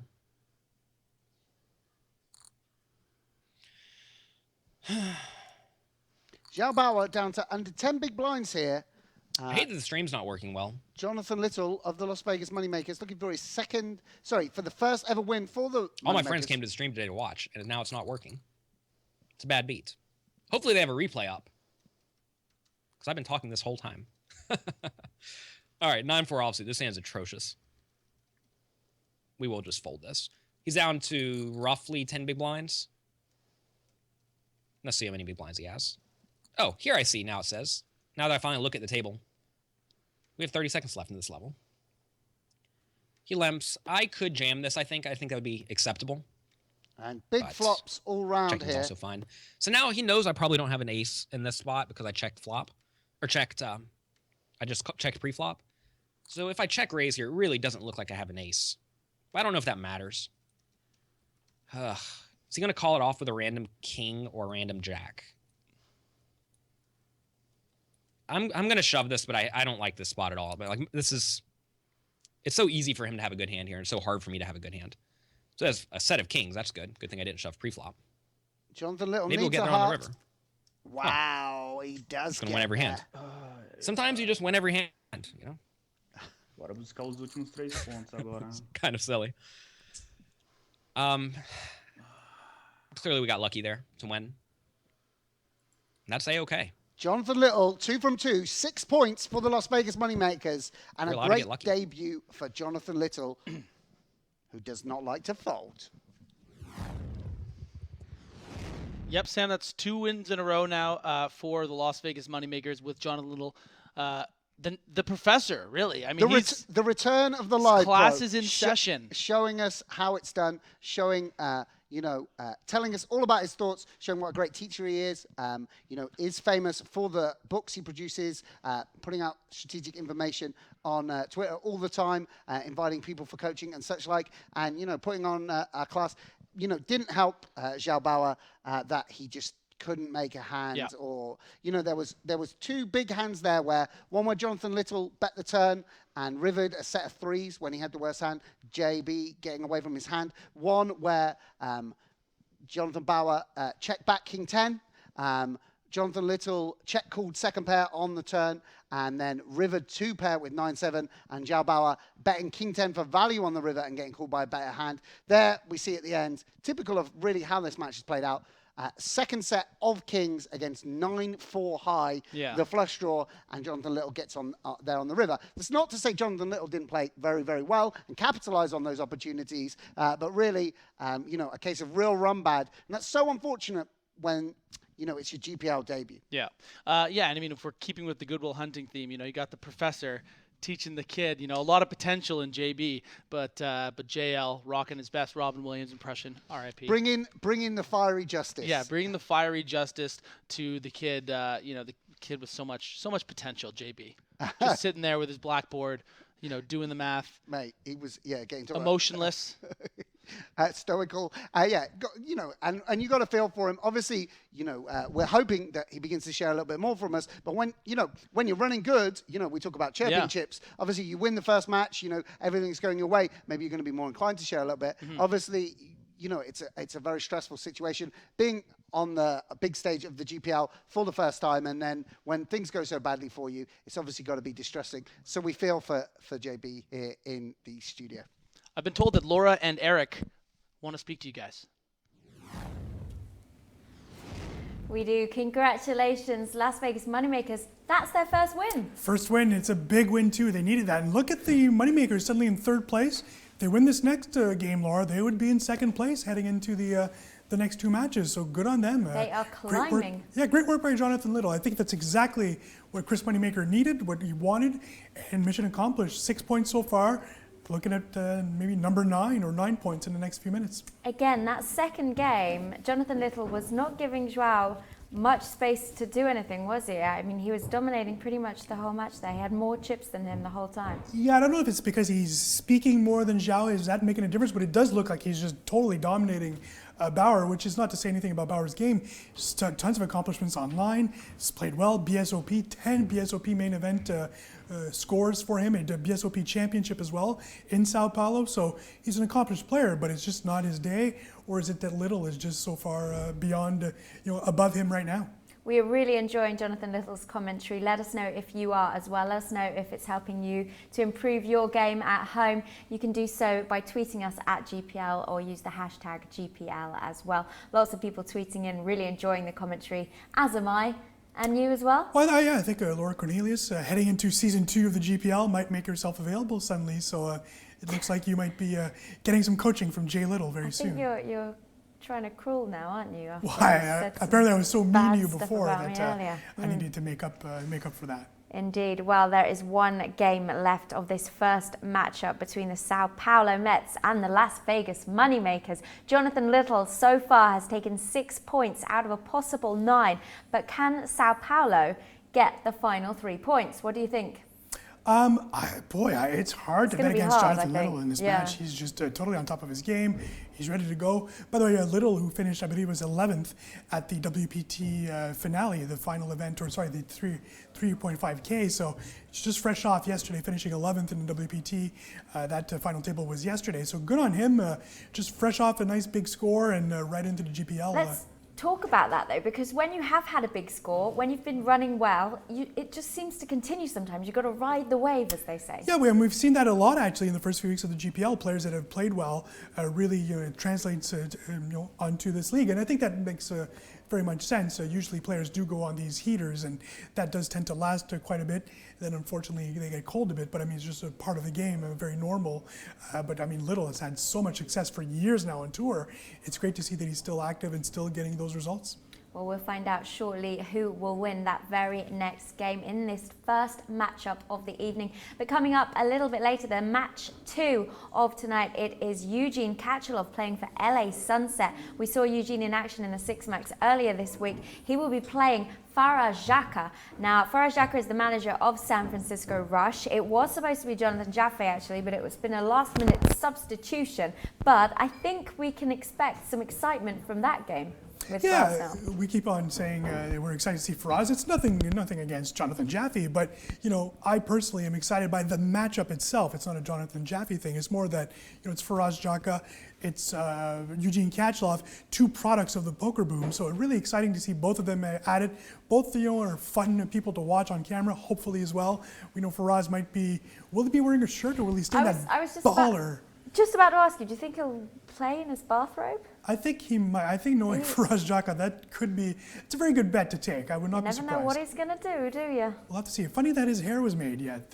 So what a good guy. Hair made, but still wearing the bathrobe.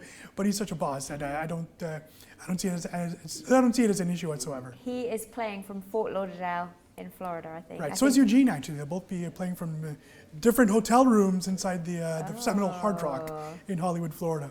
Indeed, right. So that match is coming up a little bit later on, not too far off though.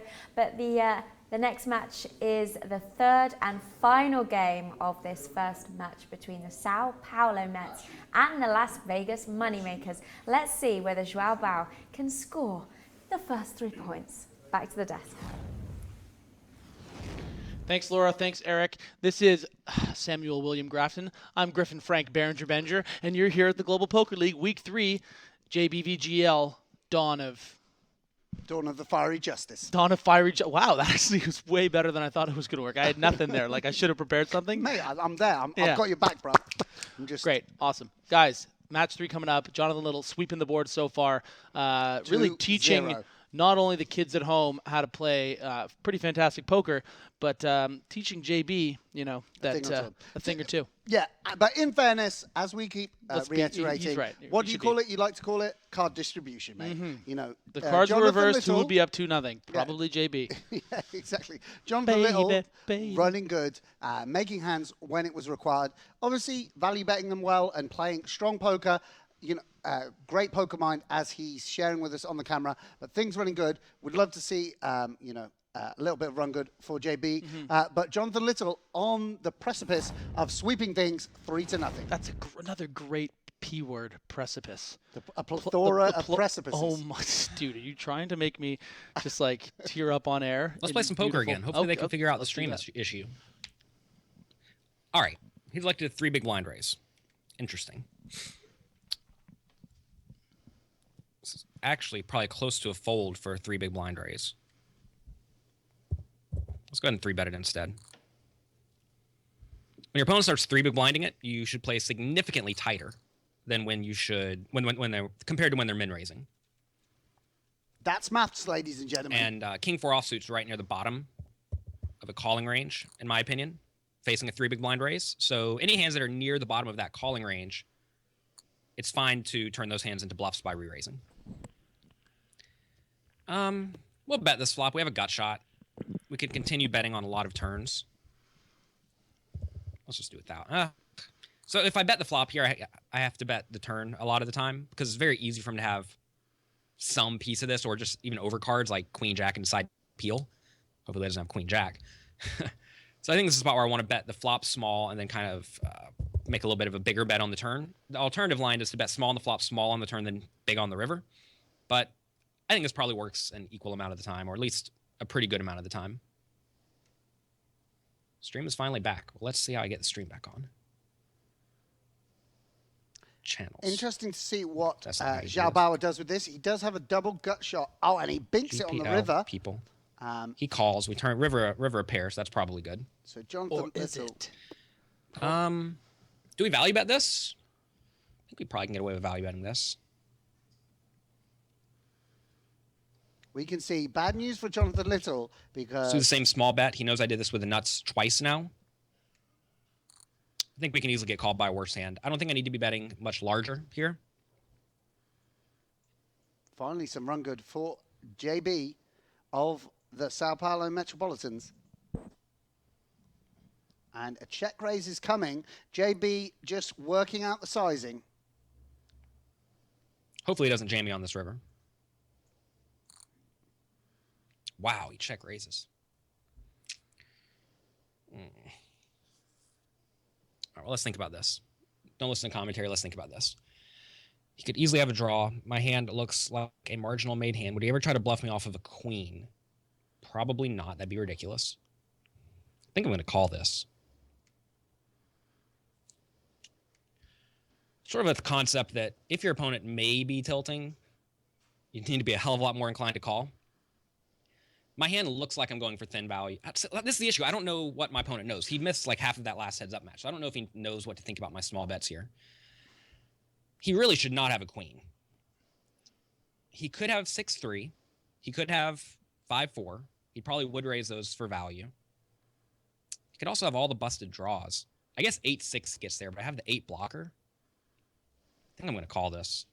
I don't like this, but I think I'm going to call. Jonathan Little The 8-6. does make the call. That's a tough one. We had the 8 blocker there. And Maybe we shouldn't pay. Jonathan Bauer, That's a tough spot. for the first time, really takes I'm okay the with that. lead in a contest between these two. Snap re-raise him. Maybe he thinks we're tilting. That was a tough spot on the river. his value range there should be incredibly small, and there were a lot of hands he could potentially be bluffing with. So I think calling's fine. Sucks that I rivered the pair, and sucks that I bet small, because when you do bet small like that, you do induce bluffs, just by nature of the small bets.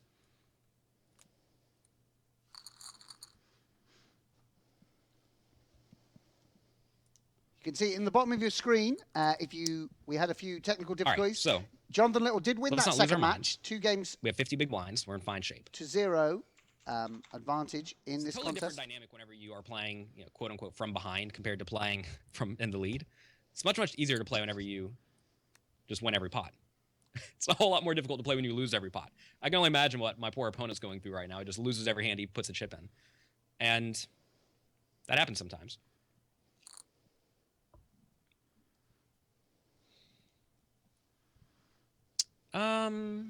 We could justify getting splashy here, but I think I'm just going to fold.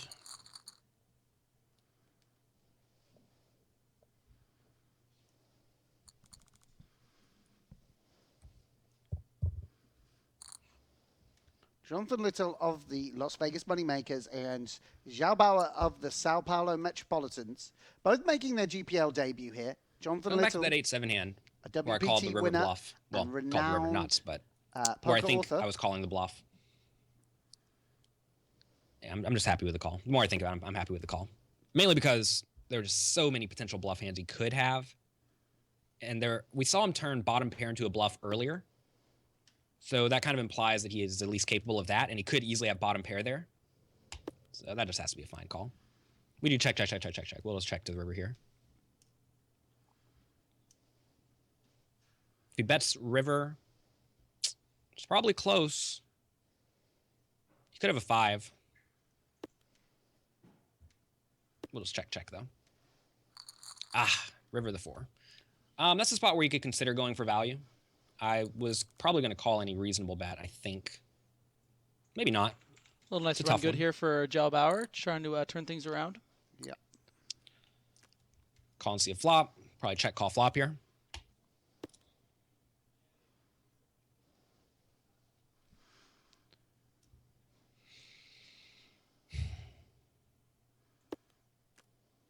Check implies pairs over cards. Ace highs. So probably in nearly equal shape compared to our opponent in this spot. I'll probably call a turn bet. Check's good though. Now just check again on the river. Jonathan Little's kicker does play here. Hopefully nonchalant. Check. Here you go. We'll make him think that he can take a stab at it. If he does bet, we are calling, obviously. Is that a value And bet we from win, from so that's Joao? good. Might have been.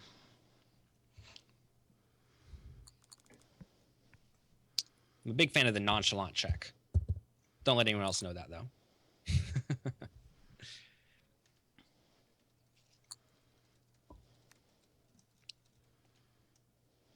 4-3-3. I think we can get a little bit of value in this spot.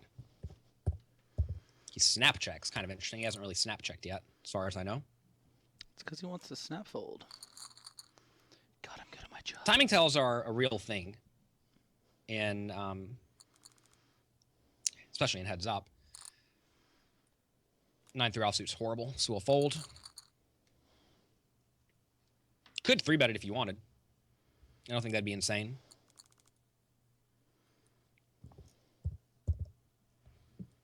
Sometimes when I type in the number, it types it in, and sometimes when I type it in, it doesn't type it in. I don't really know why that's happening.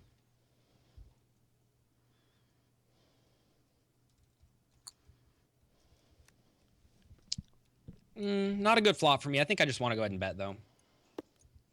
We don't really have much equity here, but if our opponent missed, he's just going to fold, and that's way better than having to deal with a turn bet and whatnot. Good turn. And I'm card. probably just going to give up here. I don't think he's going Joao. to fold a 7 or a 6. So we're going to give up. That's a good river. That was the If story he of bets, the I'm going to first call. If matches. he checks, I'm going to bet. I just river a pair every hand. When you river a pair every hand, it's not so hard to win. Yeah, Jonathan reiterating that. Has been running good. And shows Let's us go- a sign of his class that he recognises that Let's go some big of this his time. success I don't think he here stands does to make a come big down bet to yet. luck. I think he can easily call with worse, even for a big bet. Folds though. Nice fold from Joao. It's tough. He's not paying. This is an opponent who does not like paying off. And to be Your fair to opponent doesn't Joao, like paying he off. hasn't That should tilted, make has you he? more inclined No. to bluff more. So we will probably do that.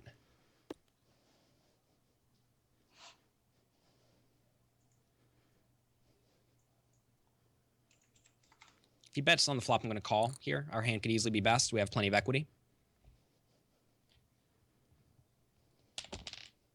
Match is back on the stream. Got to watch. Wow, every time.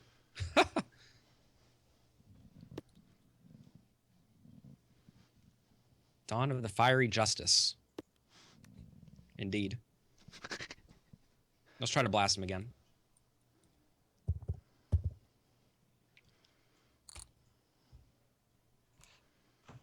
Folds again. Maybe that big bet's just not a good play versus this opponent. Like, you're hoping he calls with ace high there, maybe even queen high. But he's not doing it.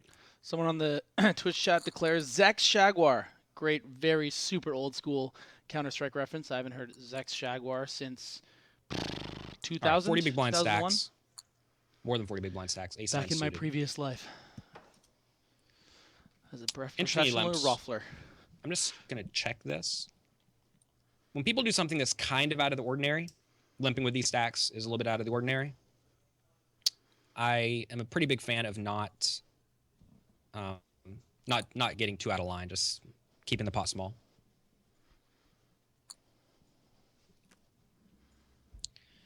So we check call flop. I'm gonna notice here, like any queen, ace, king and jack, really, 10, 9, etc. All those are pretty good cards for me. Any diamond. So I'm happy check calling flop and then folding a few bets again on the turn. Not a good run out. Is there any way he folds an 8 or a 6 if I bet? I would say probably not. So I'm going to check. Some of the good kids would consider check raising in this spot. We have a 9 blocker. We have an ace blocker. It's pretty hard for him to have anything. Still up queen 7 suited. That's good to know. Good to know.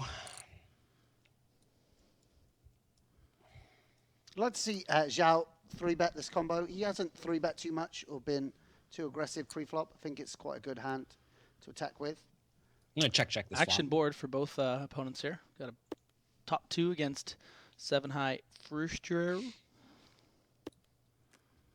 This will hopefully make my hand look like marginal value hand and induce him to bluff. But again, like I said, he doesn't seem like a bluffer.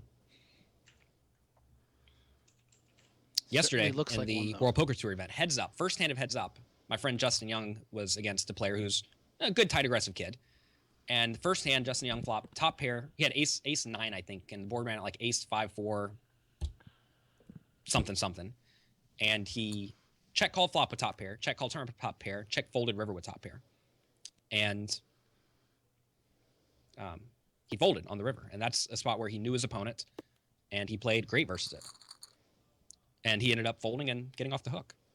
I'm about to watch myself value bet the 8-7 and get punished. Oh, come on, stream. Don't stop there. All right, 8-5 offsuit. We will defend. Maybe we 3-bet this. You know what? Let's 3-bet this. Ooh, very small sizing here from the Fiery Justice.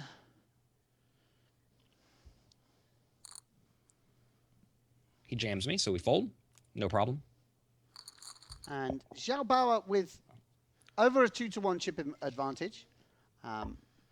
Jonathan Little playing well. 10-4 suited. We can... Still anyone's game. Let's limp this one.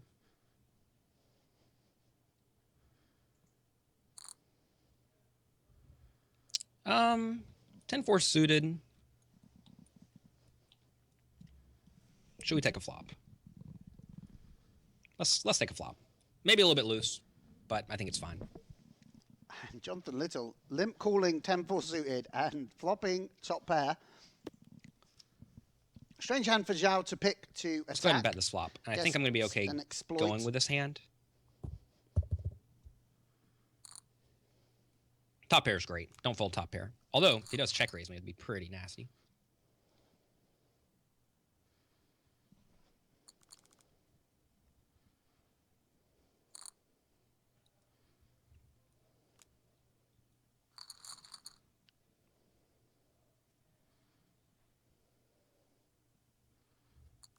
Wow, opponent's folding ace X heads up to 3 bets. That's good to know.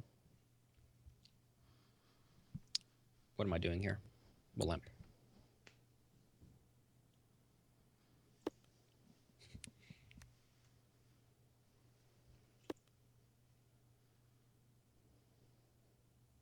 Jonathan limping quite early in the flop. match, a bit earlier than we've Value seen some slash players. protection, etc. Trying to keep things pretty small ball. Good turn for Joao. Ready for Joao. No point in betting this turn at all. So we're just going to check. That, Get a jack on the river, obviously. mouth That's of his how we're going to continue running. Finding ladies is not a problem for JB. No, of course not. If he bets river, we're going to fold. This is a very bad run out for me. Notice that hands like Queen Jack get there. I should probably pay attention to this game now. Queen Jack gets there, Ace Queen, Ace Jack. Although he may have re-raised those pre-flop, or raised those pre-flop after I limp. But whatever, we fold. Queen 9 is more likely. There we go, Jonathan Little. That's the spot where you're going to get bluffed sometimes, but it's not that bad to fold. We have a hand that should be relatively near the bottom of our range, and whenever you have near the bottom of your range, it's perfectly fine to get out of the way. Pocket 8s are great. Sitting at 30 big blinds. Always be aware of how many big blinds you have, because your strategy should be very different with a 40 big blind stack versus a 20 big blind stack, for example. So always keep that in mind. 4-3 offsuit. Much better third match probably get away here with just folding this to a min raise. for Jack Bauer. Could 3-bet it if we feel like it. Called in He some did help 4-bet from me CTU on the last time, break. so maybe he saw the 8-5 offsuit 3-bet or whatever it was that I had. Once they know you can get out of line, you got to chill out a bit. All right, 10-2 offsuit's horrible, so we're going to fold.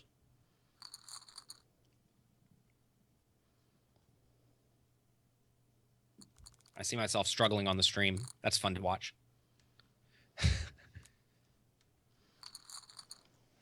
This is the Global Poker League. This is the first contest of the day. Third match in. 2 games to King 0 2. at the moment Well, in favor of Jonathan Little. We do have action all day for you. Eugene Kechelov Limping against ranges Faraz are Jaka. interesting. I, in the Bryn past, whenever I used Kenny to play versus heads up, Pascal I played $1,000 Lafrancois. heads up games a long time ago. Long time ago. No one limped anything. Game's very different now. We'll just check this flop.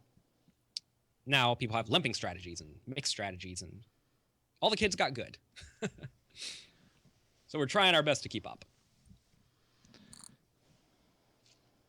I'll call here. We could easily have the best hand. We obviously have a good draw. We don't get there on the river. If he bets river, I could consider bluffing this. Does he think I'll raise with a straight on this river?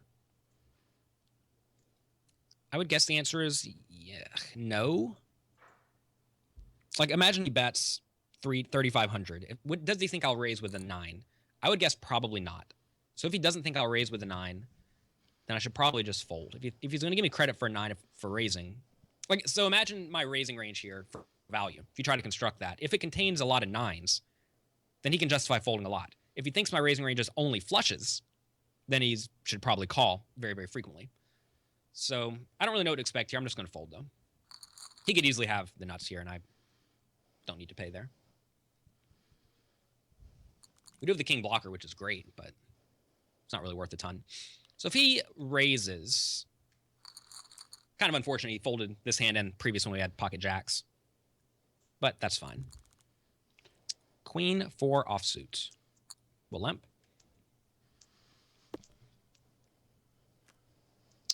Not a good flop for me. We could bet this flop. We do have a little bit of backdoor equity. Actually, I will go ahead and bet it. I'm probably going to be betting twice here, maybe 3 times, depending on the run out. He should not have very many aces in his range. I could easily have the ace in my range. Kind of a scary turn. If he has, the only thing we're going to fold on the turn is exactly an 8, and even then he may stick around. So we're going to check this and give up.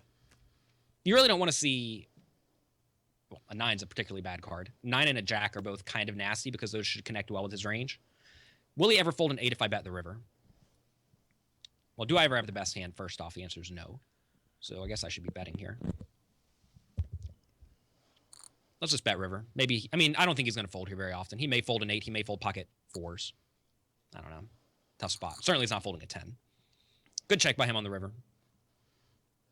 All right, so we are down to 20 big blinds.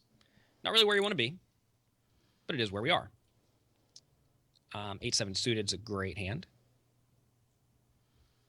We could go either way here between shoving and calling. I think we're going to shove. Hand's great. When you get called, you have plenty of equity. And when he folds, that's fine. The professor, Jonathan Little, giving a little something for everyone back home. Great commentary here from the American. 8-5 offsuit. Speaking of the professor, was We Howard will Lederer raise this. drafted by anyone? Yeah, I think he wanted to be the Blinds are gonna go up wild next card hand as pick well. of the Las Vegas Live Pros. 8-16. And the Rome Rofflers So were maybe Imagine a if he 15 just big blind came back. stack. Imagine if he just came back and was Yeah, yeah, yeah. drafted. Max Pescatori was like, I'm bringing him out of 7-6 retirement. suited. We'll be shoving this if he min raises. Kind of dicey that he min raised again. You typically don't want him to be min raising a lot, but I mean, if he is min raising a lot, it means that he must be aware that he knows he's going to call at some point in the near future.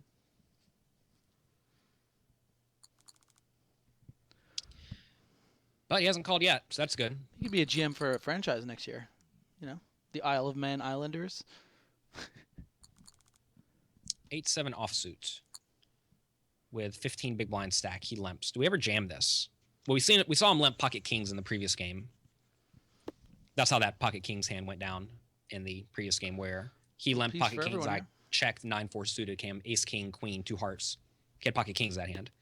Kind of an odd hand to see, but that is what he had. All right, check snap check flop. Timing tells. I want to bet here. I'm going to bet here.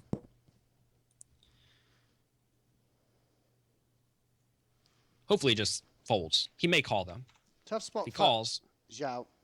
we need to drill the 6 on the river. Bit of a weird hand to check back, and turns it into a bluff raise on Interesting the turn. spot. I'm going to fold. Don't really have much going on. And Joao Bauer now in good position to win his Ace-7 first ever match suited. in the Global We Poker can League. min raise this one. He's got Could also limp if I felt like it. Jonathan Little I think both plays are fine. massively outchipped. Maybe I should have limped that. We're at a weird stack size because once you get like larger than 15 big blinds, it becomes a little bit dicey to open jam. But this is right where we are. And Joao Bauer may be trapping here, given the All right, frequency with so he which limps here. I think we're going to shove this one. Jonathan has We could check. shoved I think on it. checking's fine. He calls though. We have a flip. Come on, dealer. Put the 7 up. That's a fine way to play his hand. I think that's perfectly acceptable. Joao All right, Bauer we lose. That's turning fine. him I'm to fine with 4 the way I played that outs. game. The 8-7 hand was tough, but I thought Ganhamos that was much uma, pelo menos. Tá well played by louco. the opponent on this game. I think he played great. Thanks for having me. Check out my site, jonathanlittlepoker.com. One last plug. Get it in there. Fire him off, jail. Valeu, galera. Não deu para trazer mais, mas no próximo a gente vai trabalhar para ganhar no mínimo uns 2. Mas vou procurar ganhar os 3. Hey guys, I'm Griffin Benger. This is Sam Grafton, and that was a preview of the new season of 24, starring Joao Bauer against Jonathan Little, the professor. A lot of fun.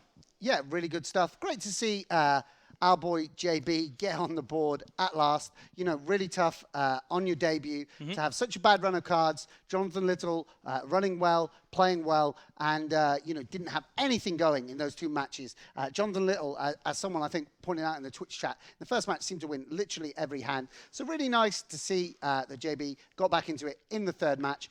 Impressive performance, though, from Jonathan Little. And, you know, someone that, you know, if you're interested in learning about the game, if you're trying to improve as a poker player, you know, don't miss the matches Jonathan Little's playing, because he's going to be, you know, he's showing us, he's going to share a lot of strategy, a lot of insight into the thought process, which has made him a lot of money in the game. Yeah, you know, every single one of these heats in the heads-up format is a 6-point swing between these teams that are, you know, really competing for points in the Global Poker League. You can see the discrepancies between first and last place, you know, especially in the Americas division, which we will get to in a second with Laura and Eric, as they're chomping at the bit to tell you how everything affected over the course of that match. Again, 6 points to 3 in favor of Jonathan Little, and it's one of those things. You don't want to start your debut with a 9-0 spot there. And JB able to get the 3 points for the St. Paulo Mets, really, really important. You saw how much it meant to him because, again, like you lose 2-1.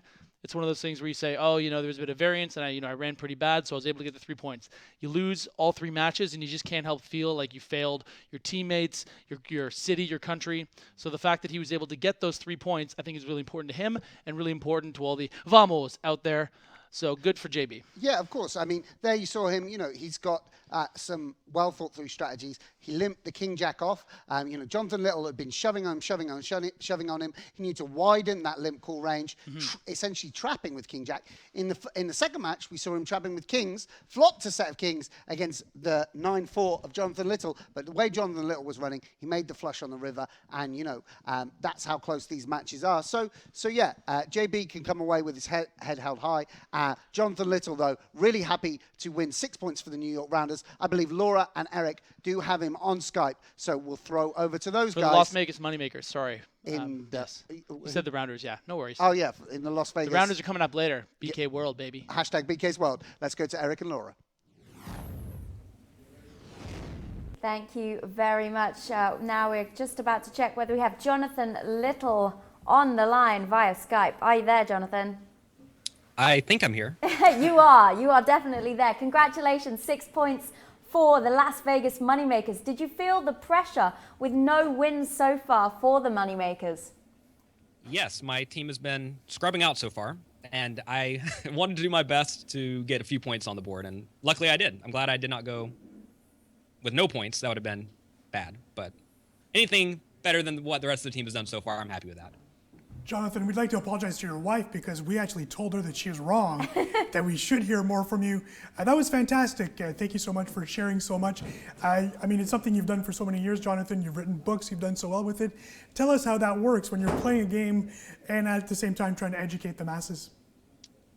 I mean, I've been I've gotten good over the years just saying what I'm thinking, and it makes it not so difficult. I recognize a lot of poker players just sit there and be quiet all day, and it's hard to get the thoughts out of your head, but with a lot of practice, you can make it happen.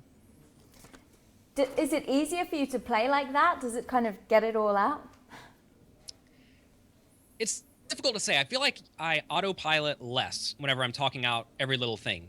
Whenever I'm streaming online and I'm 20 tabling and I'm trying to talk out the thoughts, I feel like I typically play a lot better, but at the same time, you go a little bit slower, you time out a little bit more, but that's not really an issue on the Global Poker League. So I do think talking out your thought processes are helpful because, like, for example, that hand where I had ace-queen on queen, jack, jack, something, queen, my initial thought was jam river, but then after thinking about the range a little bit more, just for half a second more, I went with a small bet, and the small bet was the only bet that had a real chance of getting called.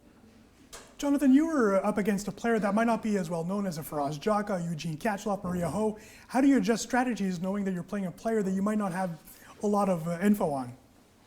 Well, I didn't know much about my opponent besides the fact that he has good online results over many years, and I just assumed to be a very good online kid. So I came in here with what I hope to be a somewhat balanced strategy that's difficult to exploit, and went with that. And I didn't really see...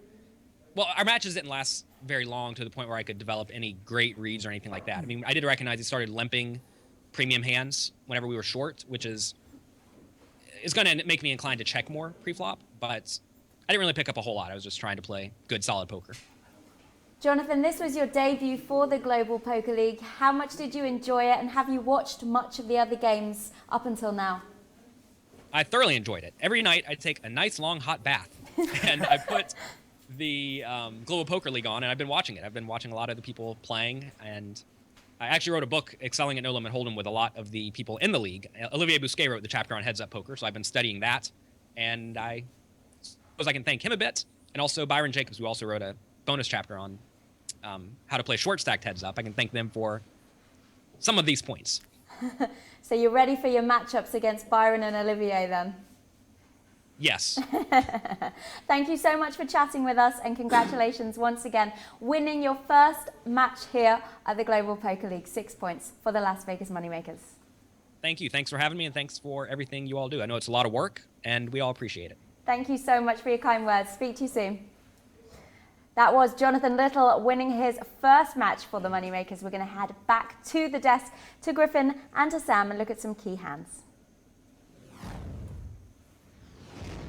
Thanks as always, Laura. I'm Griffin. This is Sam. That was JB versus JL, Dawn of Fiery Justice. JB able to squeeze out 2 points, and there was one hand in particular in the second match that really was a reflection of how well Jonathan Little was running. Obviously, the breakdowns of hands were great. He did show, its plethora of information at the precipice of the Global Poker League. But this hand in particular, obviously, JB was very short and decided to limp the pocket kings, got the flop he wanted, but again, first 2 matches, it was all coming up little. So as you can see here, he does decide to limp the pocket kings on about 10 big blinds, trying to get himself back into the match. Little, of course, checking. Flops a completely dry flush draw. Hopes that Bauer limped something like, 7-8 or maybe like 10-8, some sort of hand that can't bet call in this situation. Of course, Joao ends up having the pocket kings. Yeah, Jonathan did say that he didn't like the spot. It could be a bit of a mistake, I think, to check down this. As you say, what hands are going to fold? Nothing, yeah. And when you say a hand, you say 7-8. Actually, hands worse than 9 high.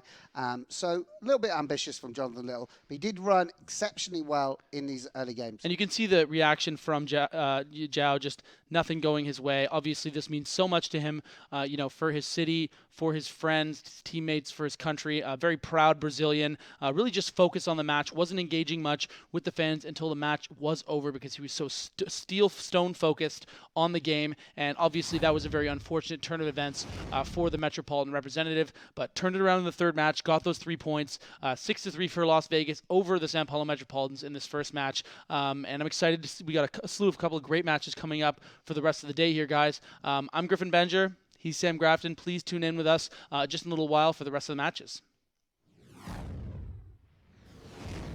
Thank you very much indeed. As they said, lots of exciting matches coming up. 2 more for you this evening.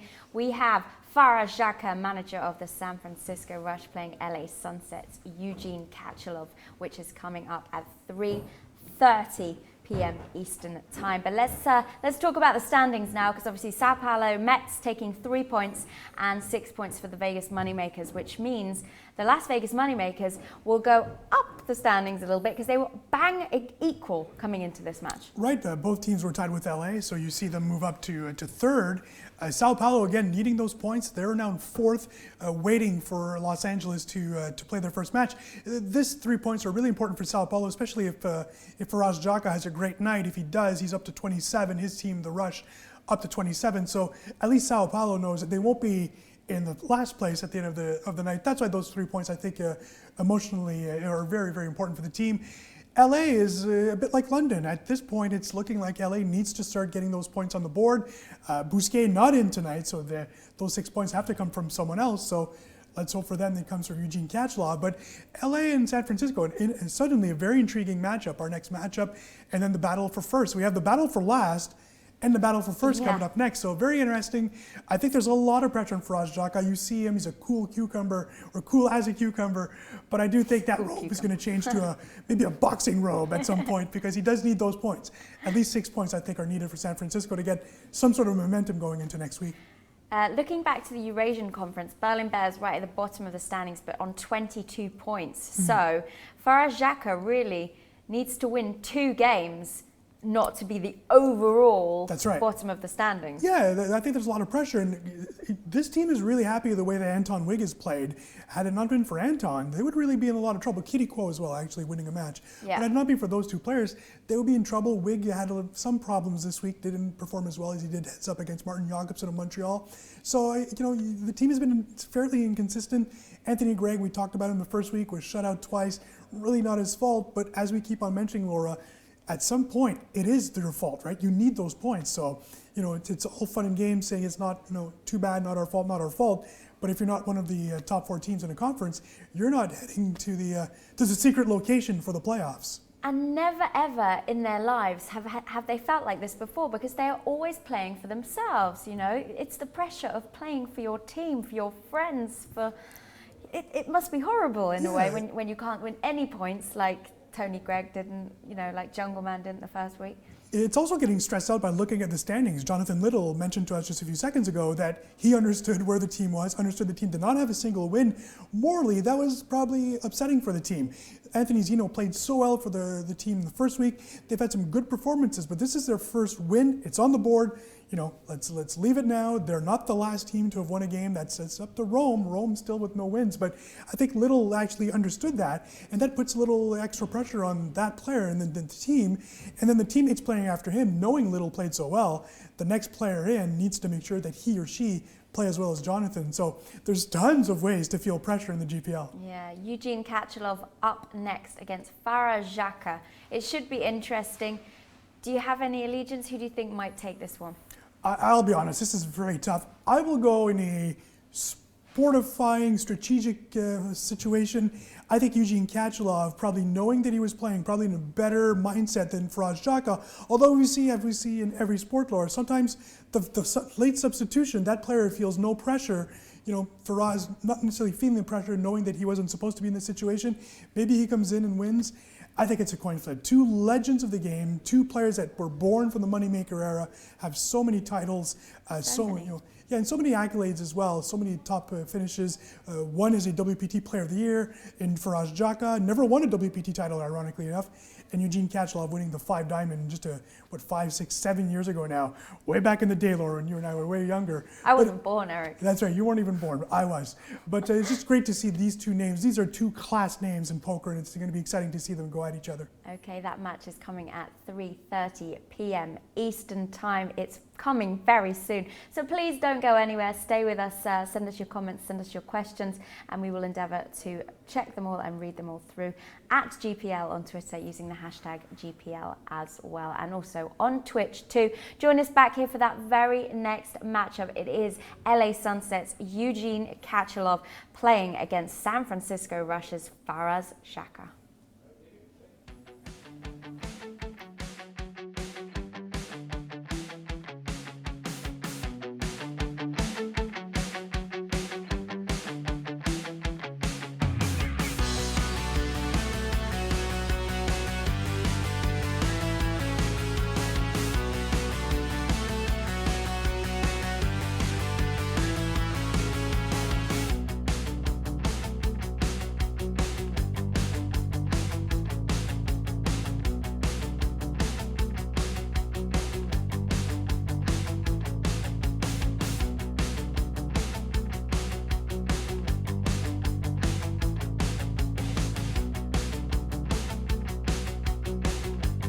Can't get enough of the GPL? Head over to globalpokerleague.com for the most complete and up-to-date standings, schedule, stats, and information on your favorite team, as well as full-length match replays, highlights, and epic hands from all of our matches and much, much